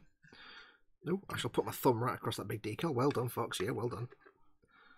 We will try not to handle anything where there's a decal on it. There we go. So that is that bit. But that's going to do us for today. I think that will do us quite nicely. I'll put it on top of that thing so you can see a better view of it. Looks a bit better, don't you? You can see a bit better there. Anyway, that's going to do us for today. Thank you so much for everyone for watching. Now, Simon, thank you so much for taking part, all of you, in the stream boss battle. Congratulations to Simon, who is now going to, by probably the end of the week, have 500 quid worth of Warhammer stuff he didn't have at the start of the week. Wow. I will go away and fix the stream boss battle. It does mean that when we come back next week, it will probably still have, it'll probably still be in my name. It'll say Model Making Guru, because I have to default it to something. I don't think I can change the name. So it might say me, it won't say you, unfortunately, Simon, but we'll go back to 100,000 health and we'll get it all sorted out. So we'll start again with the fresh one from next week. Alex put some money in as well, which will be in the pot, so you've got an extra $5 in there to start with. Thank you, Alex. So we'll crack on with that again next week. In the meantime, if you want a sticker today, send me an email with your name and address. Tell me you want a sticker. Simon, I shall give you a shout later on with the details, and we'll get everything sorted out. But until next time, I just want to thank you, as always, for watching. It's absolutely brilliant. I love the fact that we all hang out and do this. It keeps me company for a few hours. Don't forget, as always, if you'd like to help keep supporting this channel, if you'd like to keep the channel going, do offer your support. You can do it through Patreon. It's patreon.com/modelmakingguru. You can support me from as little or as much as you like. It's entirely up to you, anything from $1 upwards a month. And there's various rewards. We will be having a Patreon exclusive build series of the Sazabi Verkar coming up in probably in the next few weeks, so stay tuned. That's going to be a Patreon exclusive. Of course, if you're not able to do that, don't panic. If you want to support me other ways, you can just make sure to first of all like and subscribe to this channel. That's always a winner. Make sure to like and subscribe and click the notification bell. That way you get notified whenever I do something. I do impromptu live streams every now and then, so it's worth subscribing to that and clicking the bell.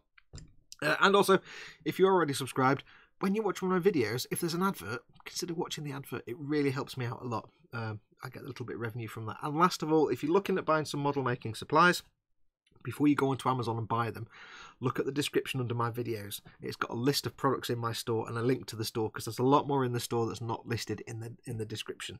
Go and have a look. I've got tons of stuff in there in my Amazon store. You don't pay any extra. It just means that if you order it through that link, I get a little bit of extra. And whoever it was that asked me about Mr. Colour paints, I've added those to the store now, as many as I could find. I think it was Mr. Colour, something like that. Anyway, some of those paints, they've now been added, as many as I could. So go and check those out. So yeah, if you're ordering stuff, have a look on my store first, see if I've got it in there. If it has, order it through that link. I get a little bit of income. That's going to do us. Thank you very much for watching. Apologies, it all kind of fell over a bit base over Apex earlier on, but I'll go and fix the stream boss battle. It was quite funny at the end of the day. I think that's just about everybody. Well, thank you, everybody. I shall get ready to press the button. And Nim says, I won't be here next week. It's my scale modelling contest. Well, good luck, Nim.